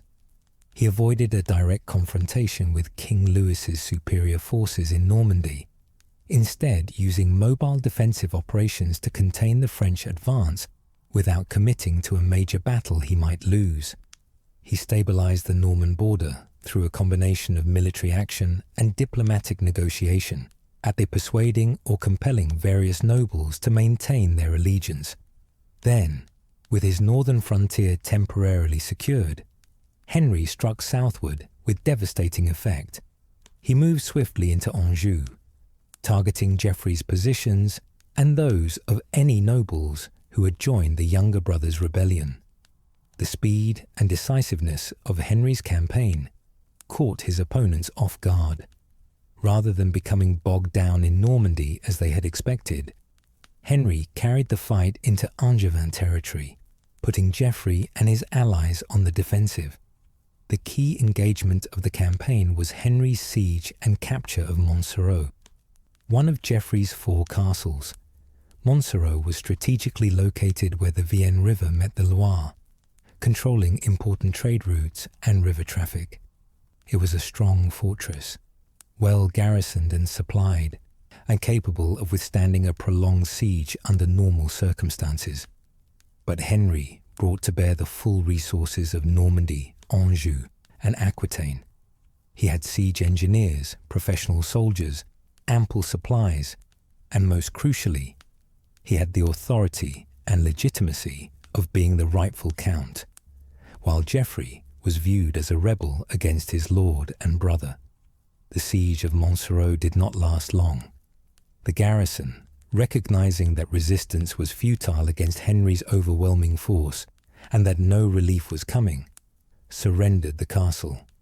Henry took possession of Montsoreau, depriving Geoffrey of one of his principal strongholds. The message was clear.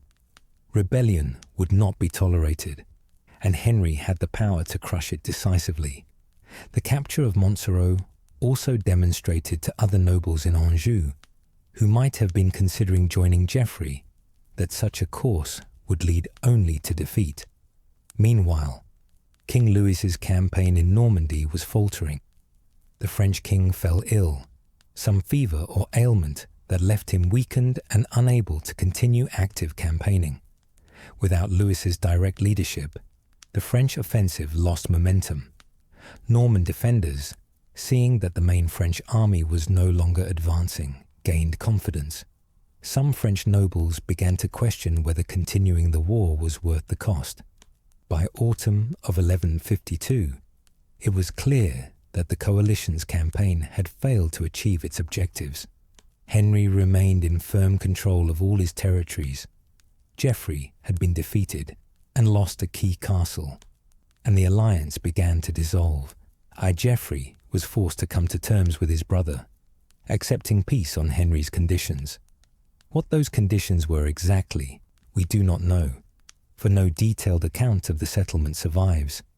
But clearly Geoffrey submitted to Henry's authority, acknowledged him as his rightful lord, and promised to cease his rebellious activities. He kept his remaining 3 castles, Chinon, Loudun, and Mirbeau, but he had learned that outright military rebellion against his powerful brother was futile. Henry was too strong, too capable, too well-resourced to be defeated by a coalition of malcontents. The rebellion of 1152 had accomplished nothing except to demonstrate Geoffrey's weakness and reveal his willingness to betray his family for personal gain. The peace that Geoffrey made with his brother in the autumn of 1152 proved to be fragile and uneasy. Geoffrey had submitted to Henry's authority, had acknowledged his brother as his rightful overlord, had promised to cease his rebellious activities, but submission made under duress, offered only because military defeat left no alternative, is rarely sincere or lasting. Geoffrey had not changed his fundamental assessment of his situation. He still believed he deserved more than 3 castles, still resented his brother's accumulation of territories and titles, still burned with frustrated ambition. The peace represented not a genuine reconciliation, but merely a temporary cessation of hostilities while both brothers pursued their own agendas. For Geoffrey, the period following his defeat in 1152 was one of humiliation and diminished prospects. He had openly rebelled against his brother and had been decisively crushed. He had allied with Henry's enemies, shown himself willing to work with the King of France and other foreign nobles against his own family, and still he had achieved nothing. His military gamble had failed, his political calculations had proven wrong, and he had lost one of his 4 castles in the process. Any hope he might have harboured that other Angevin nobles would rally to his cause, that there was significant support for his claim to Anjou and Maine, had been thoroughly dispelled. The nobility of Anjou recognised Henry as their rightful count, and were not interested in supporting a rebellious younger brother's ambitions. Henry, for his part, had other concerns that demanded his attention following the suppression of Geoffrey's rebellion.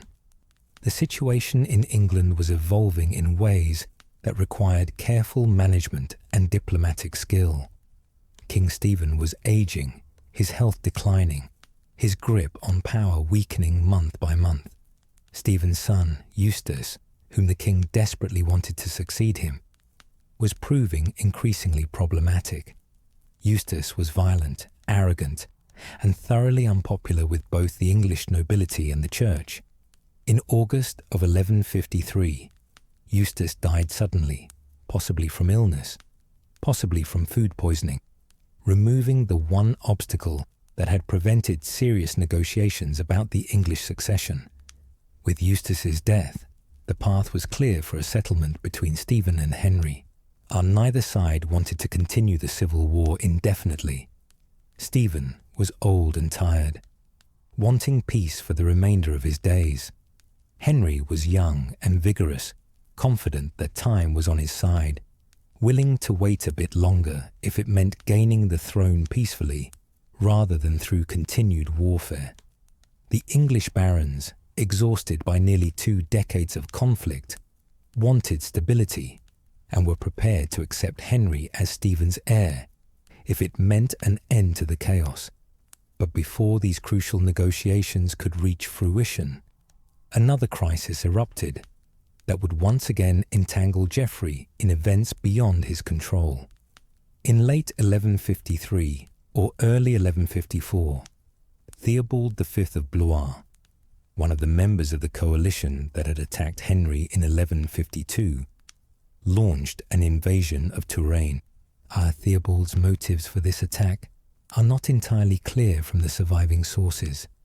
Perhaps he was seeking revenge for his defeat in the earlier campaign. Perhaps he saw an opportunity to seize territory while Henry was focused on English affairs.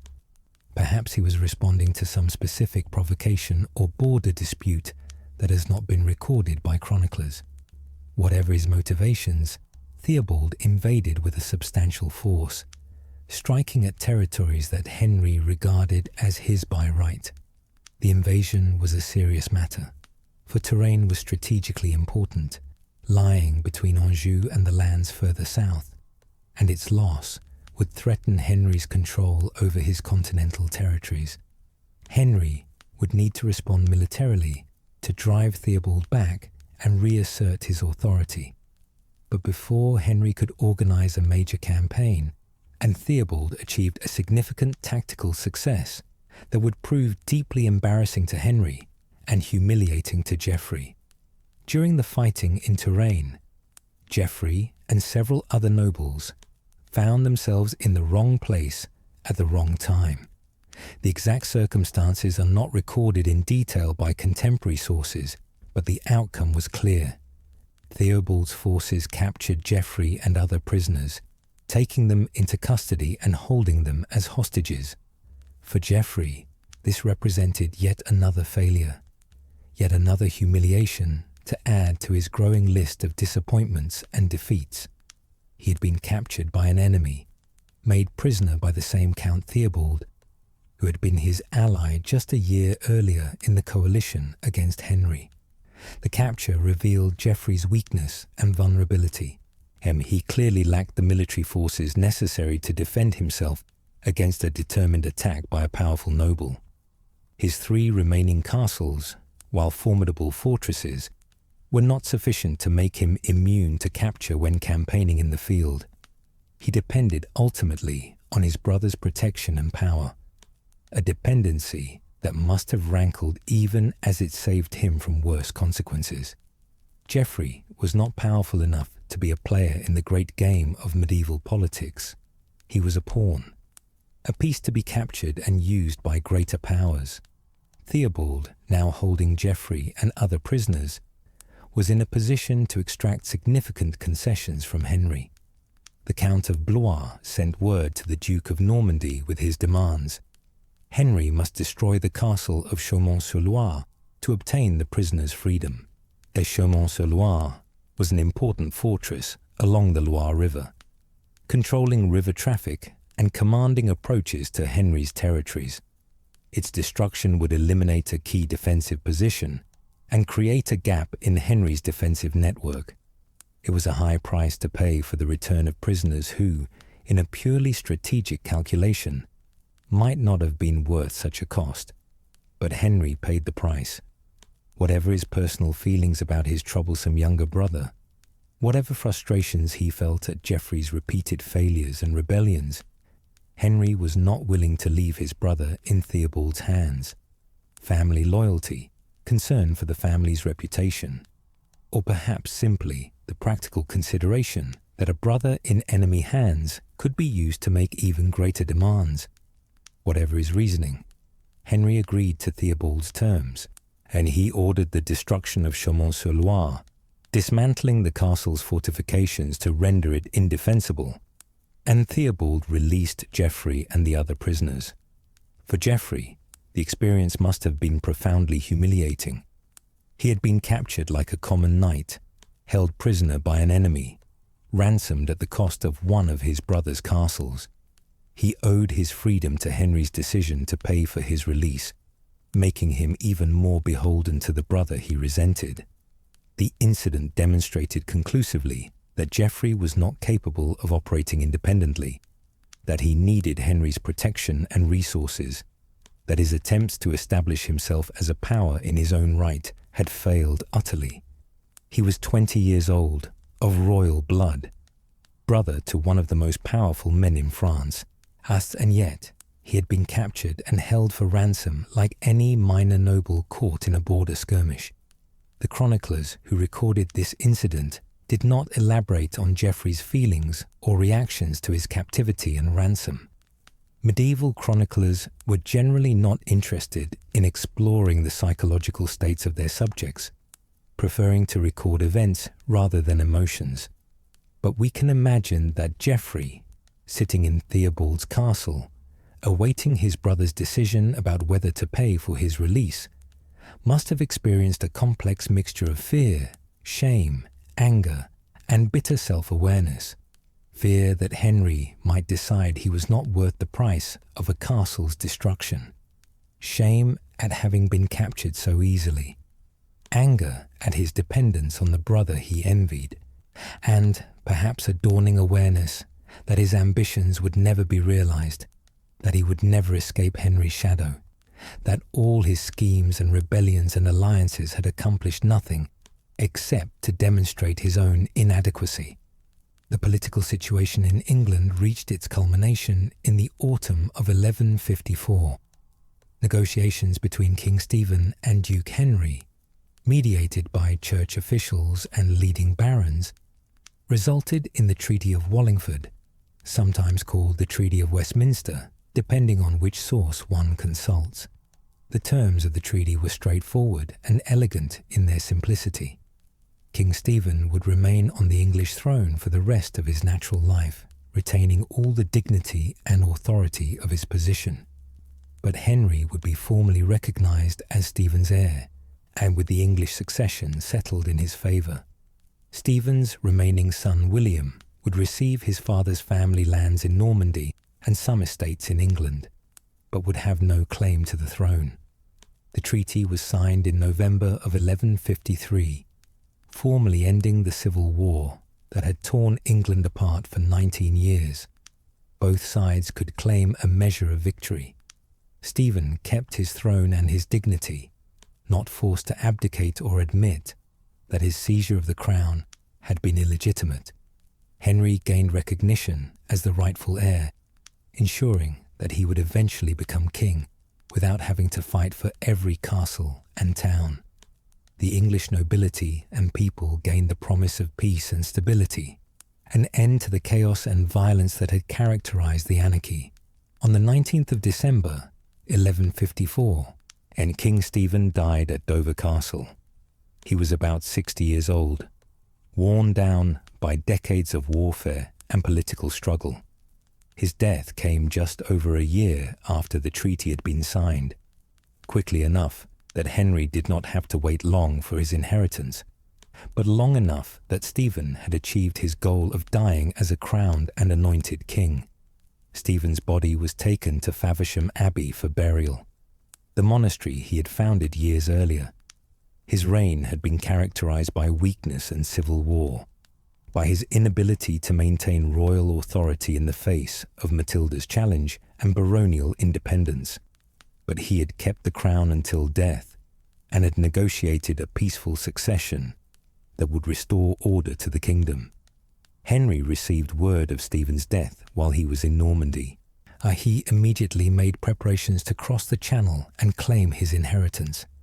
On the 7th of December, just 18 days after Stephen's death, Henry sailed from Barfleur in Normandy with a fleet of ships carrying his household, his officials, and his wife Eleanor. The crossing was successful, and they landed on the English coast, making their way to London where the coronation would take place. Geoffrey accompanied his brother to England for this momentous occasion.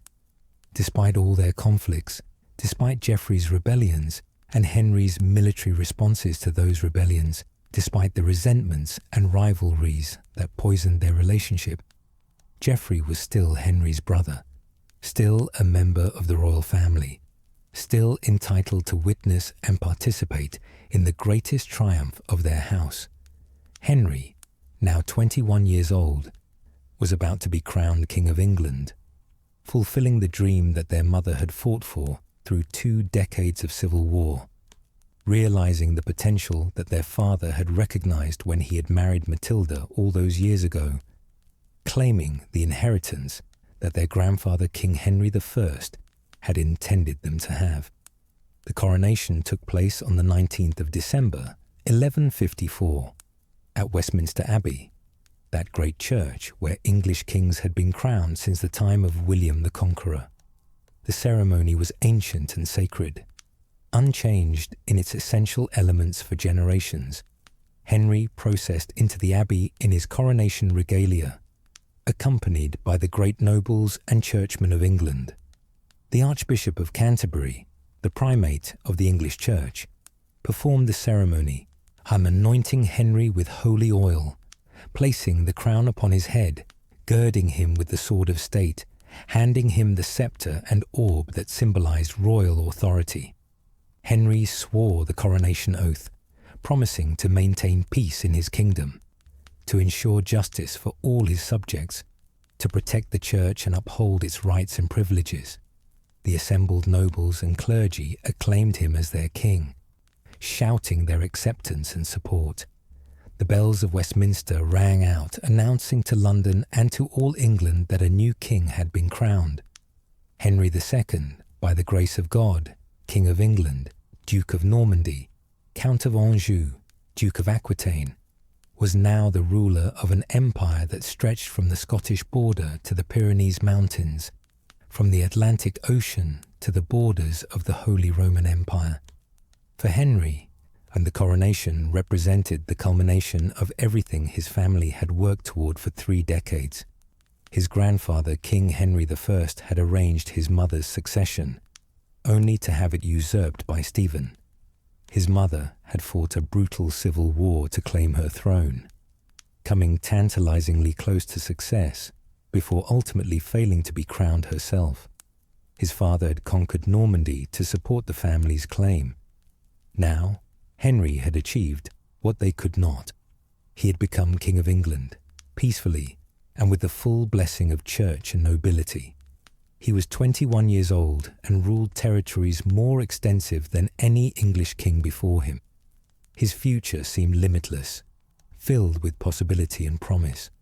For Geoffrey, standing among the nobles at Westminster Abbey, watching his brother receive the crown and sceptre, and the coronation must have carried very different emotions. Pride, certainly, in his family's achievement and his brother's success, but also bitter awareness that this moment sealed his own fate. The condition allegedly specified in their father's will had now been fulfilled. Henry had become King of England. If the will had been genuine, if it had truly stated that Geoffrey should receive Anjou and Maine when Henry gained the English throne, then this was the moment when that provision should have taken effect.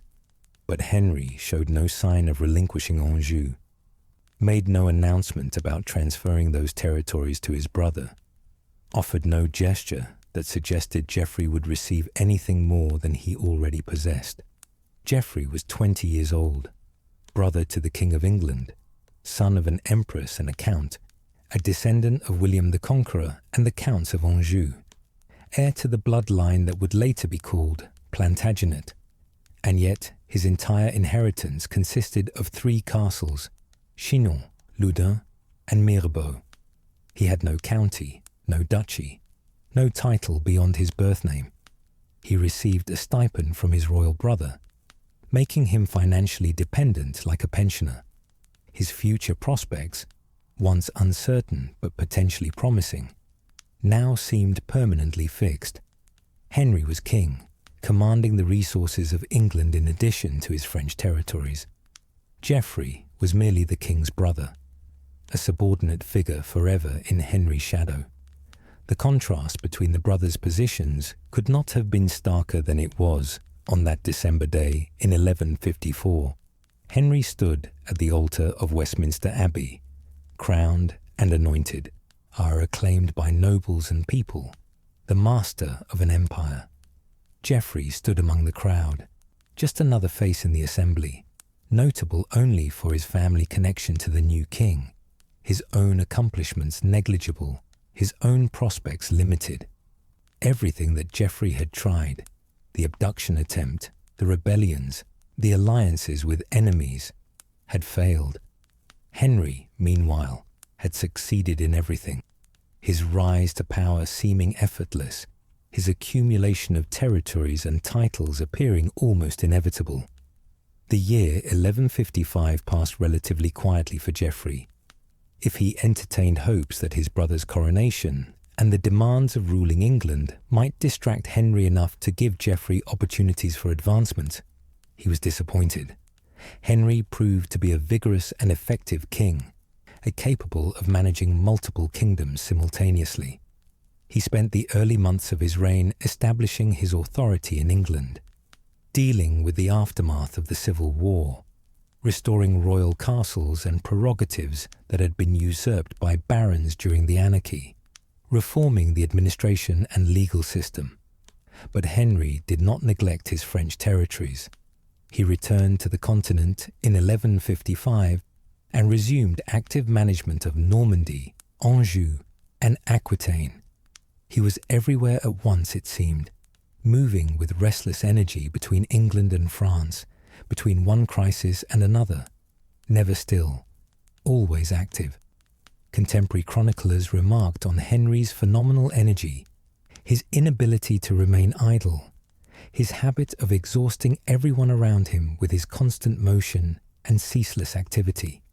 He would rise early, ride all day, conduct business late into the night, and somehow never seem tired or depleted.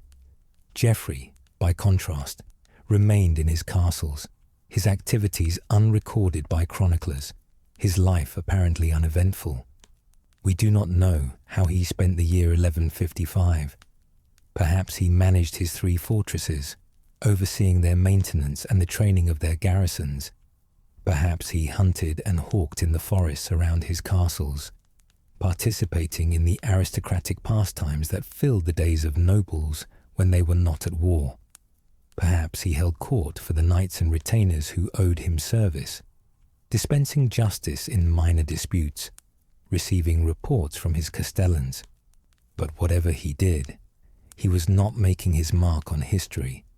The chroniclers had no reason to mention him. He was simply Geoffrey, and the king's younger brother, living quietly in his castles, apparently reconciled to his secondary position. But appearances were deceiving. Geoffrey had not accepted his situation. The resentments that had driven his earlier rebellions still burned within him. The belief that he deserved more than 3 castles, that he had been cheated of his rightful inheritance, that his brother held territories that should have been his. These convictions had not faded but merely been suppressed, waiting for another opportunity to express themselves. In the summer of 1156, Geoffrey once again made trouble for his brother, and once again Henry's response was swift and overwhelming.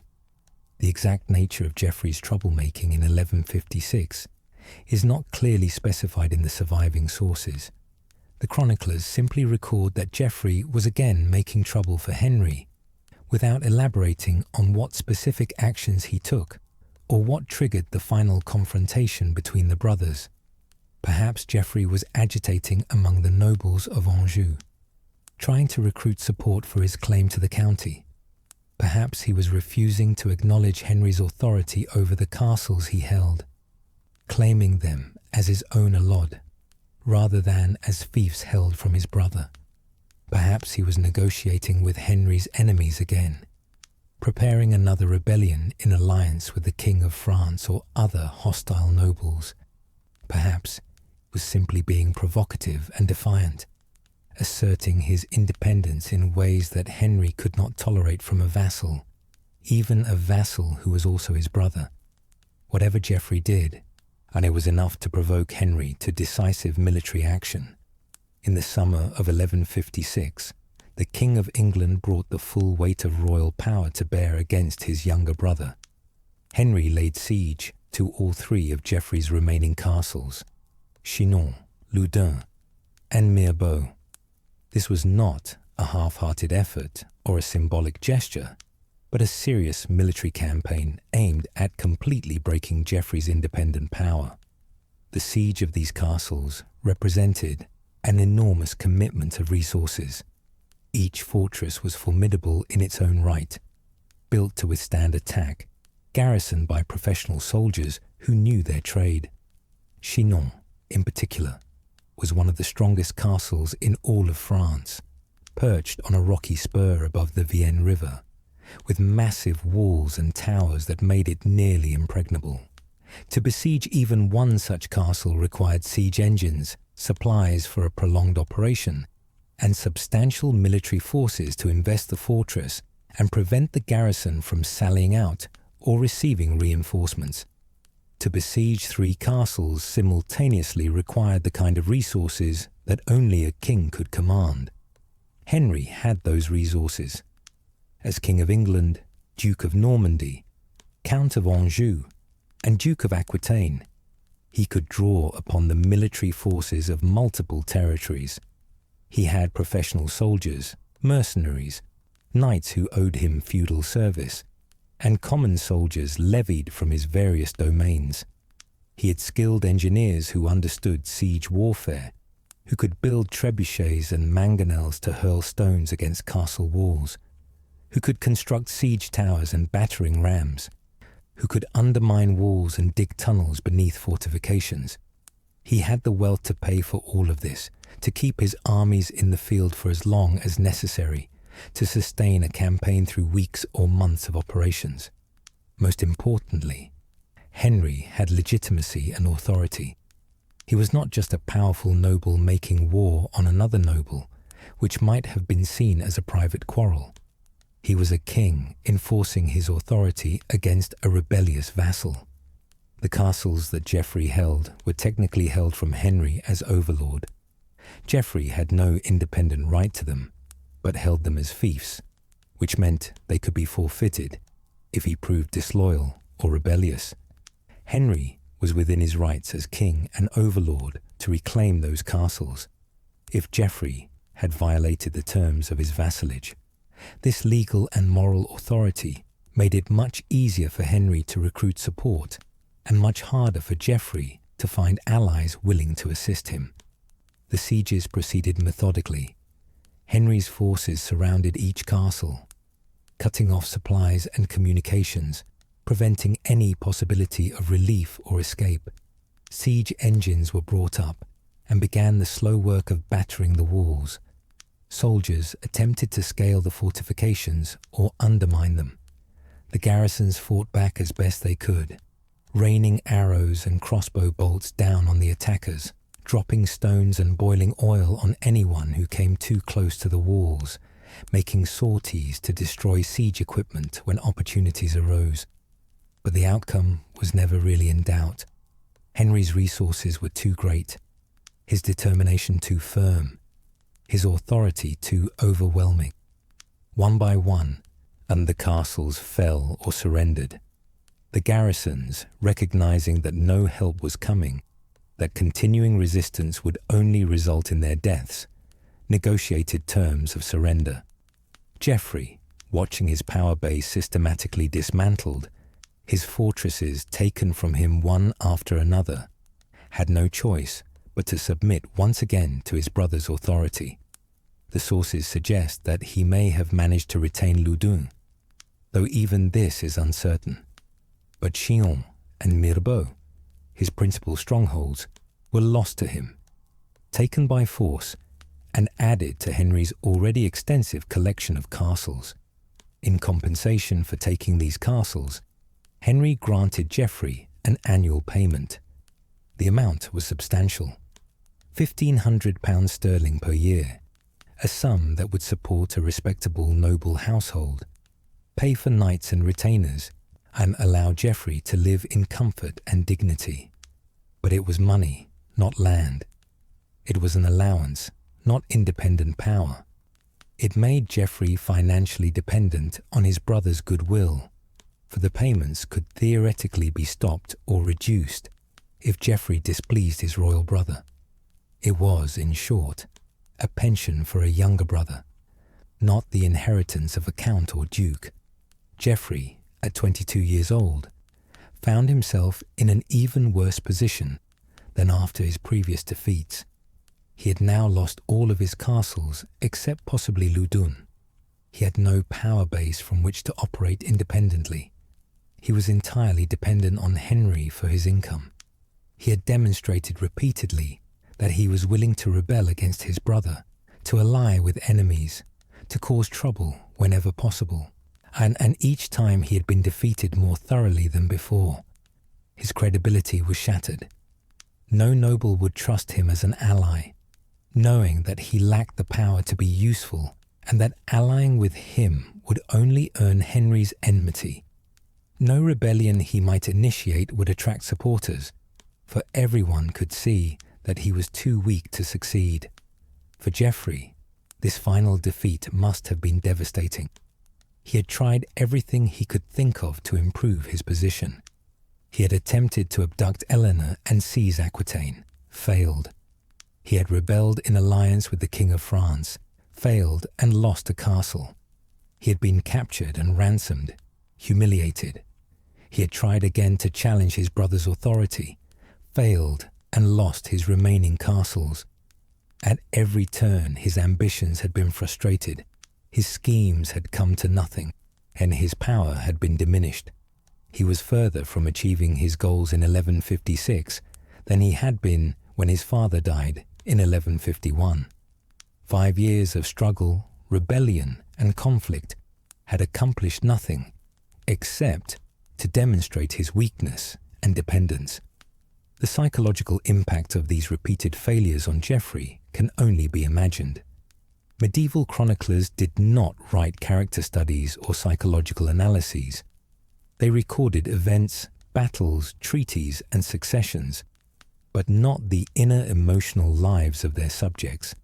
Yet we can infer something of Geoffrey's state of mind from his actions and from the broader patterns of his behavior. This was a man consumed by resentment and frustration, driven by ambitions he could not fulfill, tormented by comparisons with a brother who succeeded effortlessly, while Geoffrey failed at everything. The repeated defeats would have been crushing to his pride and self-worth. The knowledge that he was dependent on Henry's charity for his very livelihood would have been galling to a man of his birth and pretensions. It was in this context of complete defeat and dependence that an unexpected opportunity arose for Geoffrey. Shortly after Henry had taken Geoffrey's castles in the summer of 1156, the political situation in Nantes, an important city and county in Brittany, reached a crisis point. The people of Nantes and the local nobility had become dissatisfied with their count, whose name and specific grievances are not recorded in the surviving sources. In an unusual move, and they rose up against him and expelled him from the city and county, effectively deposing him and creating a vacancy in the leadership. Nantes was no minor prize, but a significant political and economic centre. The city was situated at the mouth of the Loire River, where that great waterway emptied into the Atlantic Ocean. This strategic position made Nantes enormously important for trade and commerce.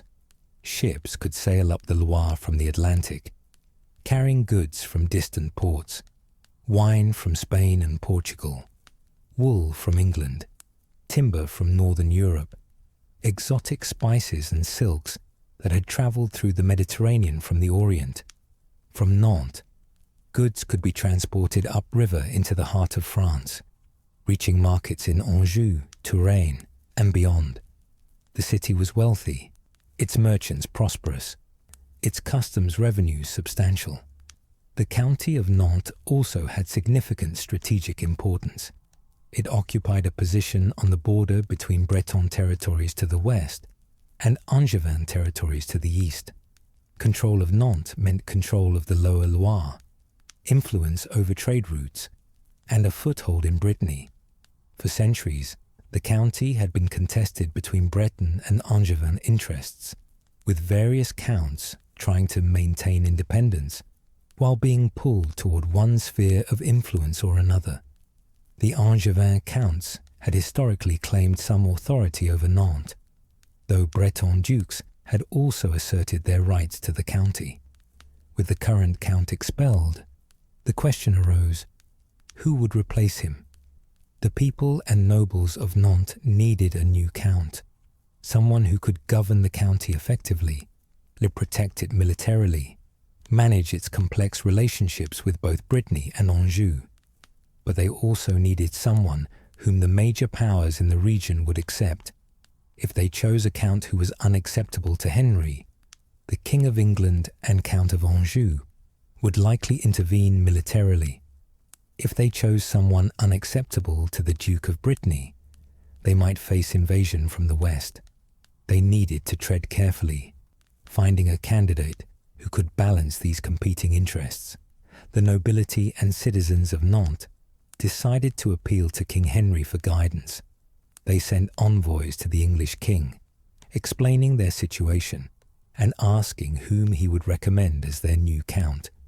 It was a clever political move, acknowledging Henry's power and seeking his blessing for whatever choice they made. yet while also potentially gaining his protection against any other claimants who might try to seize the county by force.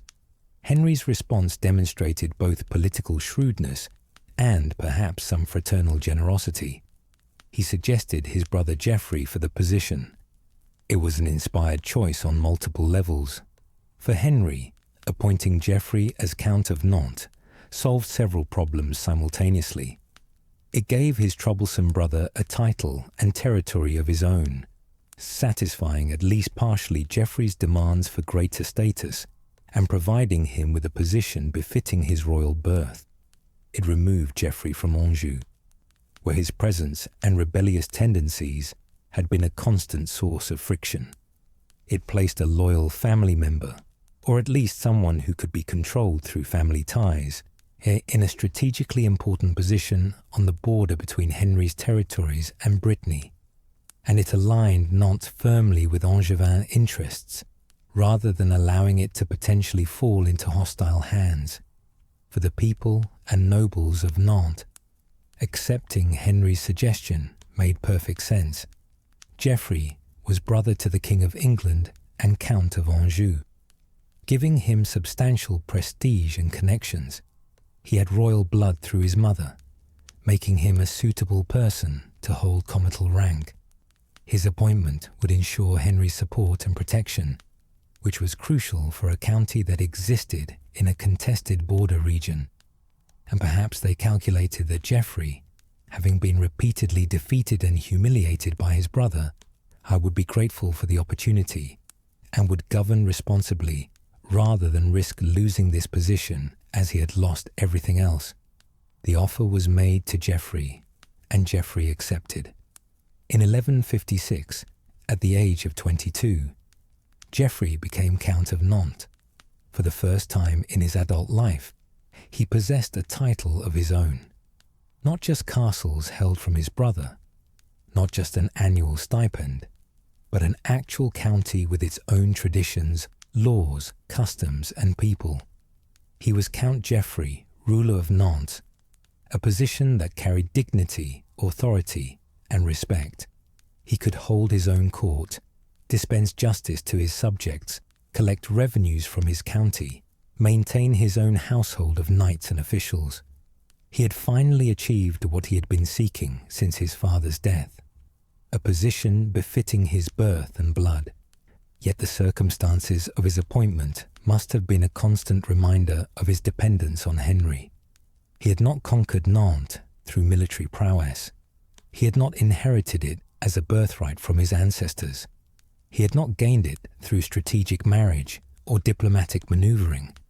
He held Nantes because his brother the king had recommended him, and the people had accepted that recommendation. His authority derived from Henry's endorsement. His security depended on Henry's continued support.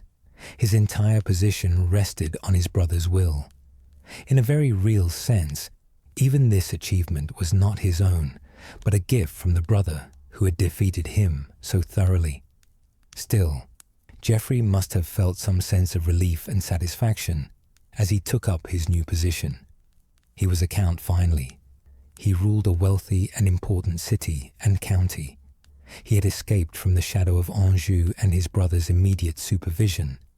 He could build his own court, surround himself with his own men, exercise real power in his own domain. For a man who had spent his entire adult life in subordinate positions, watching his brother accumulate territories and titles while he had nothing, this must have felt like a liberation, however qualified and contingent that liberation might be. Geoffrey travelled to Nantes and was received by the local nobility and clergy with appropriate ceremony. He took oaths from his vassals, received homage from knights who held lands within his county, established his household in the count's palace, began the work of governance. The chroniclers tell us almost nothing about his administration of Nantes during the 2 years he held the title. No charters survive bearing his seal or signature. No contemporary accounts describe his court or his policies. We do not know whether he proved to be a good count or a poor one. whether his subjects were satisfied with his rule or regretful of their choice, whether he governed wisely or foolishly. This silence in the sources is frustrating for historians trying to understand Geoffrey's life and character. Here, finally, was an opportunity for Geoffrey to demonstrate what kind of ruler he could be, to show that he deserved the position he had coveted for so long, to prove that his ambitions were justified. We would like to know whether he rose to the occasion, and whether he displayed the qualities necessary for successful governance, whether he learned from his previous failures and became a responsible and capable count. But the evidence simply does not exist to answer these questions. Geoffrey appears in the historical record primarily through his relationships with more famous figures: his mother Matilda, his father Geoffrey the Fair, his brother King Henry. As Count of Nantes, he finally had the chance to create his own historical legacy, to be remembered for his own deeds rather than his family connections. But fate would grant him only 2 years to do so, and in that brief time he apparently did nothing remarkable enough to be recorded by chroniclers for posterity. The county that Geoffrey now governed was complex and challenging, and Nantes had a long history of contested loyalties and divided interests. The population included people of Breton, Norman, and Angevin descent, each group maintaining connections to different political centres and cultural traditions. The Breton population naturally looked westward to the Duchy of Brittany and maintained the Breton language and customs. The Norman and Angevin elements looked eastward to the territories controlled by King Henry, spoke French rather than Breton, and felt more connected to the French kingdom than to Celtic Brittany. The economy of Nantes was heavily dependent on trade, which meant that the Count had to maintain good relationships with merchants and protect the commercial interests that made the city wealthy. The River Loire was the lifeblood of Nantes, and control of river traffic, a collection of tolls from ships passing through the port, and protection of merchants from pirates and bandits were among the Count's principal responsibilities. Geoffrey would have needed to understand commerce and navigation, subjects that noble education did not typically emphasize, but which were crucial to governing a major port city. The military situation was also delicate. Nantes existed in a border zone between major powers, and the Count needed to maintain sufficient military forces to defend against potential attacks while avoiding provocative actions that might bring enemies down upon the county. To the west was the Duchy of Brittany, where powerful nobles might resent Angevin influence in a traditionally Breton territory. To the east was Henry's empire, which offered protection but also made demands and expected loyalty. The Count of Nantes had to navigate between these competing pressures, maintaining good relations with both sides while asserting enough independence to govern effectively. We can speculate about what Geoffrey's daily life might have been like as Count of Nantes, though we must recognize that such speculation is not supported by specific documentary evidence. He would have held court regularly, receiving petitioners, hearing disputes, dispensing justice in cases brought before him. The administration of justice was one of a medieval lord's principal duties, and Geoffrey would have needed to demonstrate wisdom and fairness in his judgments if he wanted to maintain the support of his subjects. He would have consulted with advisors about the governance of the county, about revenues and expenditures, about military preparedness, and about relationships with neighboring territories. He would have maintained a household of knights and retainers, men who served him directly and formed the core of his military forces. These men would have competed for his favor, seeking grants of land or positions of authority within his administration. Managing this household, rewarding loyalty while maintaining discipline, balancing competing interests among his followers, would have been a constant challenge. Medieval governance was intensely personal, based on direct relationships between lord and vassal, and a count's success depended heavily on his ability to maintain the loyalty and respect of the men who served him. Geoffrey would also have participated in the diplomatic life of the region, receiving visitors from other courts, sending his own representatives to neighbouring nobles, maintaining correspondence with his brother the king and other important figures. He would have attended religious services, made donations to churches and monasteries, participated in the spiritual life of his county. He would have hunted in the forests around Nantes, hawked along the river, perhaps held tournaments where knights could display their martial skills. All of these activities were part of the normal life of a medieval count, the daily round of governance, administration, military preparation, and aristocratic leisure. But we do not know if Geoffrey excelled at these duties or struggled with them.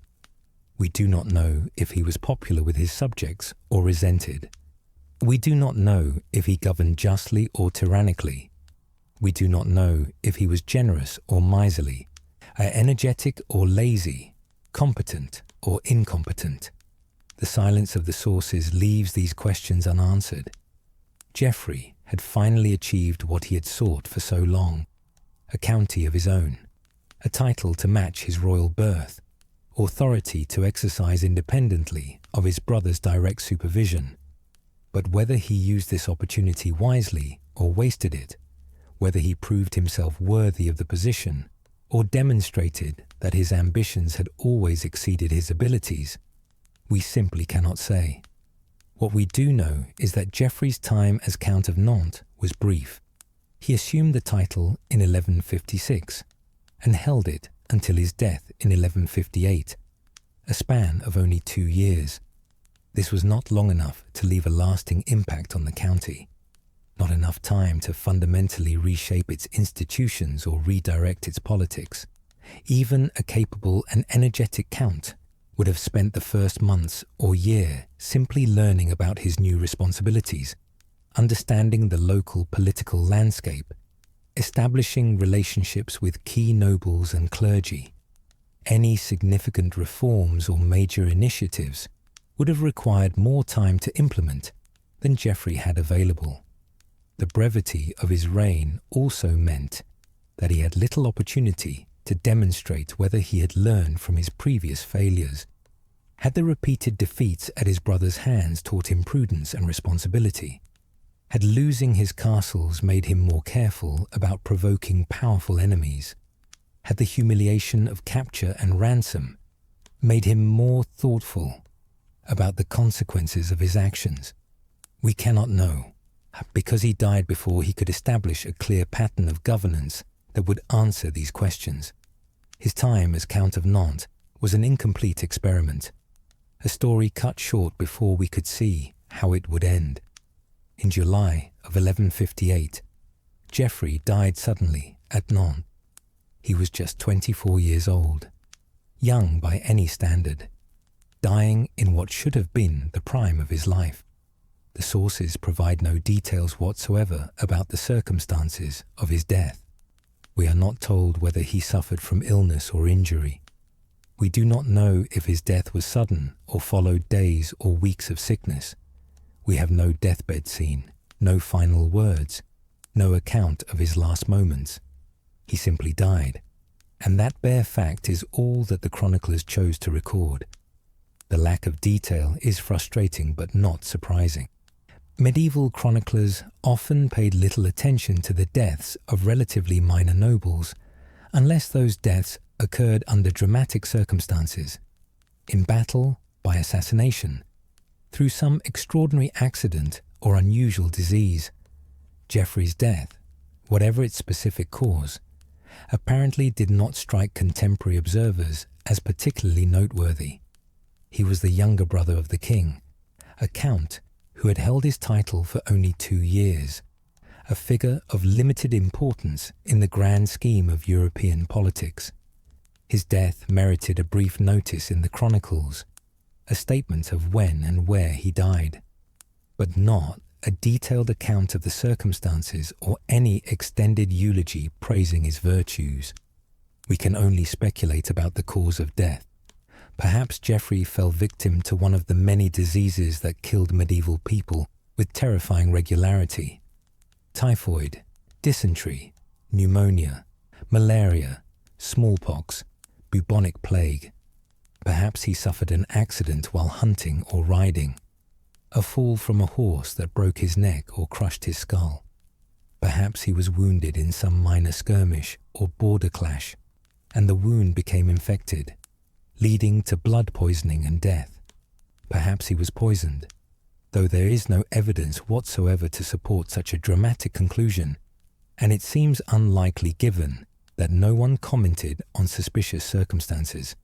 The most probable explanation is that Geoffrey died of natural causes, some illness or infection that struck him down quickly before physicians could do anything to help him.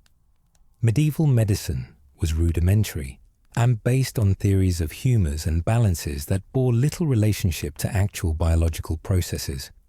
Bloodletting, purging, and prayer were the principal treatments available, none of which would have been effective against most serious illnesses. A young man in seemingly good health could sicken and die within days from ailments that modern medicine treats easily. Life expectancy in the 12th century was much lower than in our own era, and death could come at any time, to anyone, without warning or mercy. Geoffrey left behind no wife to mourn him, no children to carry on his line, no direct heirs to inherit his title or claim his legacy. He died, as he had lived for most of his adult life, alone, without family of his own, dependent on others for his position and prospects. He had never married, though the reason for this is unclear. Perhaps he had been too focused on his conflicts with Henry to arrange a suitable marriage. Perhaps his position was too uncertain, his prospects too limited, to attract offers from families with daughters of appropriate rank. Perhaps he had been engaged in negotiations for a marriage that death interrupted before it could be finalized. Or perhaps he had simply not lived long enough to marry, dying at 24 before the pressures of dynasty and inheritance made marriage urgent. The absence of a wife and children meant that Geoffrey's county of Nantes was immediately thrown into question upon his death. Who would succeed him? He had no direct heirs to whom the title could pass. The county could potentially revert to the people of Nantes, who had chosen him in the first place and might now choose another count. It could be claimed by the Duke of Brittany as traditionally Breton territory, or it could be claimed by King Henry as the territory of his deceased brother and vassal. Different parties had different interests and different claims, and the situation required careful management to avoid conflict. Conan IV, Duke of Brittany, moved quickly to assert his claim. Nantes was, after all, located within what had historically been Breton territory, even if it had often been under Angevin influence. Conan saw Geoffrey's death as an opportunity to reassert Breton control over the county and incorporate it into his duchy. He brought military forces to Nantes and seized control of the city and county, declaring himself Count of Nantes by right of his position as Duke of Brittany. But King Henry had different ideas. He was not willing to allow Nantes to slip out of Angevin influence and into Breton control. The county was strategically important, commanding the mouth of the Loire and controlling access to territories further upriver. It was wealthy, generating substantial revenues that Henry wanted to keep within his own sphere, rather than allowing them to flow to a Breton duke. And perhaps Henry also felt some obligation to his deceased brother's legacy, wanting to ensure that the territory Geoffrey had governed remained connected to the Angevin domains, rather than being absorbed by Brittany. Henry asserted his own claim to Nantes, arguing that as Geoffrey's overlord and brother, he was the rightful heir to the county in the absence of direct descendants. He applied military and political pressure on Conan, and making it clear that attempting to hold Nantes against Henry's will would lead to war. Conan, recognizing that he could not match Henry's resources in a sustained conflict, eventually ceded the county to the English king. Nantes became part of Henry's territories, adding one more jewel to the crown of the Angevin Empire that Henry was constructing across Western Europe. Geoffrey was buried at Nantes, though the precise location of his tomb is lost to history. Unlike his father, Geoffrey the Fair, whose tomb at the Cathedral of St. Julian in Le Mans was marked by that famous enamel plaque showing him with a shield bearing gold lions, Geoffrey the Younger left no monument that survived the centuries. Unlike his mother Matilda, who was buried at the Abbey of Fontevraud, where her effigy can still be seen by visitors today, Geoffrey's final resting place is unmarked and forgotten. Unlike his brother Henry, who would be entombed at Fontevraud beside his wife Eleanor with their painted effigies lying in state for eternity, Geoffrey vanished even from the physical landscape. If there was ever a tomb marker or memorial stone identifying Geoffrey's burial place, it has been lost or destroyed. Perhaps it was damaged during later conflicts, removed during renovations to whatever church contained it, or simply forgotten as the centuries passed, and Geoffrey's brief life faded from memory. Somewhere in Nantes, beneath the floor of a church, or in a cemetery long since built over, his bones presumably rest, but we cannot visit his grave, cannot pay respects to his memory at any known location, cannot stand before any monument that commemorates his existence. The historical legacy of Geoffrey, Count of Nantes, is complicated and ultimately tragic. By almost any objective measure, his life was a failure. He achieved little of lasting significance, left no substantial mark on his era, and is remembered today primarily as a footnote to his brother's magnificent reign. His attempts to seize power and territory all ended in defeat and humiliation. His rebellions accomplished nothing except to demonstrate his weakness. His brief tenure as Count of Nantes lasted only 2 years and apparently produced no notable achievements. He died young, without heirs, and was quickly forgotten. Medieval chroniclers paid him relatively little attention, mentioning him primarily when his actions intersected with the lives of more important figures: William of Newburgh, Robert of Torigny, Ralph of Diceto, and other contemporary historians recorded Geoffrey's rebellions and his death, but offered little analysis of his character or motivations. They saw him, if they saw him at all, as an obstacle that King Henry overcame, a minor irritation in the grand drama of Henry's reign, a younger brother who caused problems but was ultimately insignificant. Modern historians have been somewhat more sympathetic, recognizing that Geoffrey's story illuminates important aspects of medieval society and family dynamics. His life exemplifies the fundamental problem faced by younger sons in aristocratic families, particularly in an era when primogeniture, the inheritance of everything by the eldest son, was becoming increasingly standard practice.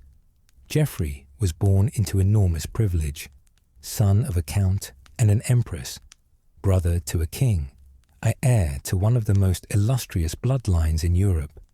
Yet that very privilege carried expectations that he could not fulfill and created frustrations that he could not resolve. The system of primogeniture, which concentrated power and property in the hands of eldest sons, created enormous disparities within families.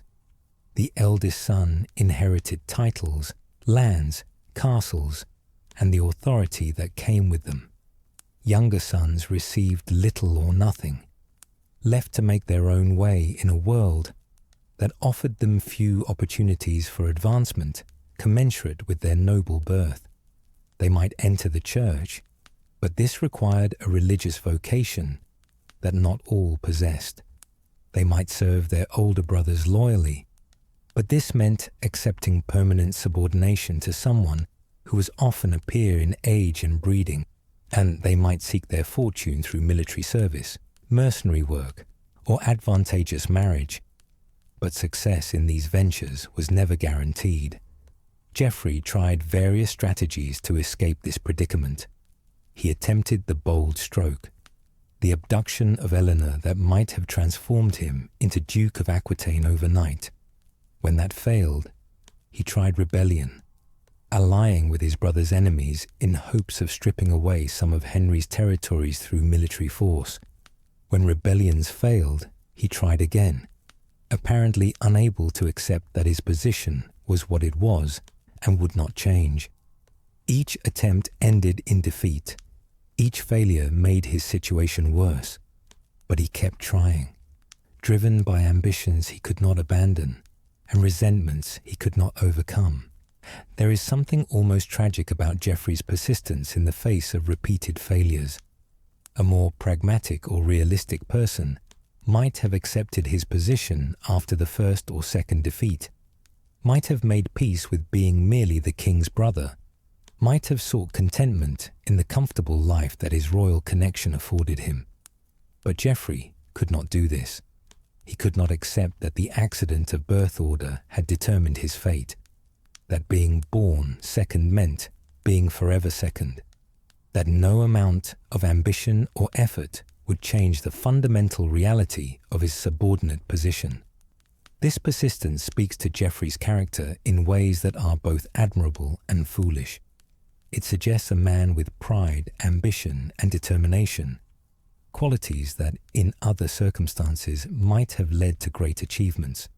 But it also suggests a man who could not learn from experience, who could not adjust his expectations to match reality, who was trapped by his own ambitions and unable to find satisfaction in anything less than what he believed he deserved. Geoffrey spent his entire adult life fighting against his situation, rather than finding ways to make peace with it or make the best of it. The relationship between Geoffrey and Henry is particularly fascinating for what it reveals about medieval family dynamics and the tensions between family loyalty and political necessity. These were brothers, bound by blood and shared upbringing, shaped by the same parents and the same circumstances. Yet they were also rivals, competing for power and status within a system that could not accommodate both of them at the same level. Henry had to maintain his authority, had to suppress challenges to his power, had to demonstrate that rebellion would not be tolerated. Geoffrey had to assert himself, had to refuse to be completely subsumed by his brother's dominance, had to fight for something more than the role of permanent subordinate. Throughout their conflicts, neither brother entirely abandoned the familial bond. Henry repeatedly showed mercy to Geoffrey, ransoming him when captured, providing him with castles and income even after rebellions, eventually arranging for him to become Count of Nantes. Henry could have been much harsher. He could have imprisoned Geoffrey permanently, blinded him to prevent future rebellions, a punishment that was not uncommon in this period, or even arranged for his death. That Henry never took such extreme measures suggests that brotherly affection, or at least family loyalty, placed some limits on how far he was willing to go in suppressing Geoffrey's rebellions. Geoffrey, for his part, never allied with Henry's most dangerous enemies or pursued strategies that might have led to Henry's death or downfall. His rebellions were aimed at gaining territory for himself, not at destroying Henry or denying him the throne. Even when allying with King Louis of France or the Counts of Blois and Champagne, Geoffrey's goal seems to have been to force Henry to share power, rather than to overthrow him entirely. There were limits, in other words, to how far Geoffrey would go in pursuing his ambitions. Limits that suggest some residual family feeling, even amid the conflicts and resentments, and the question of whether their father Geoffrey the Fair actually left a will, granting Anjou and Maine to Geoffrey the Younger, remains historically unresolved, as we have discussed. But in some ways, the authenticity of the will matters less than Geoffrey's belief in it, or at least his claim to believe in it.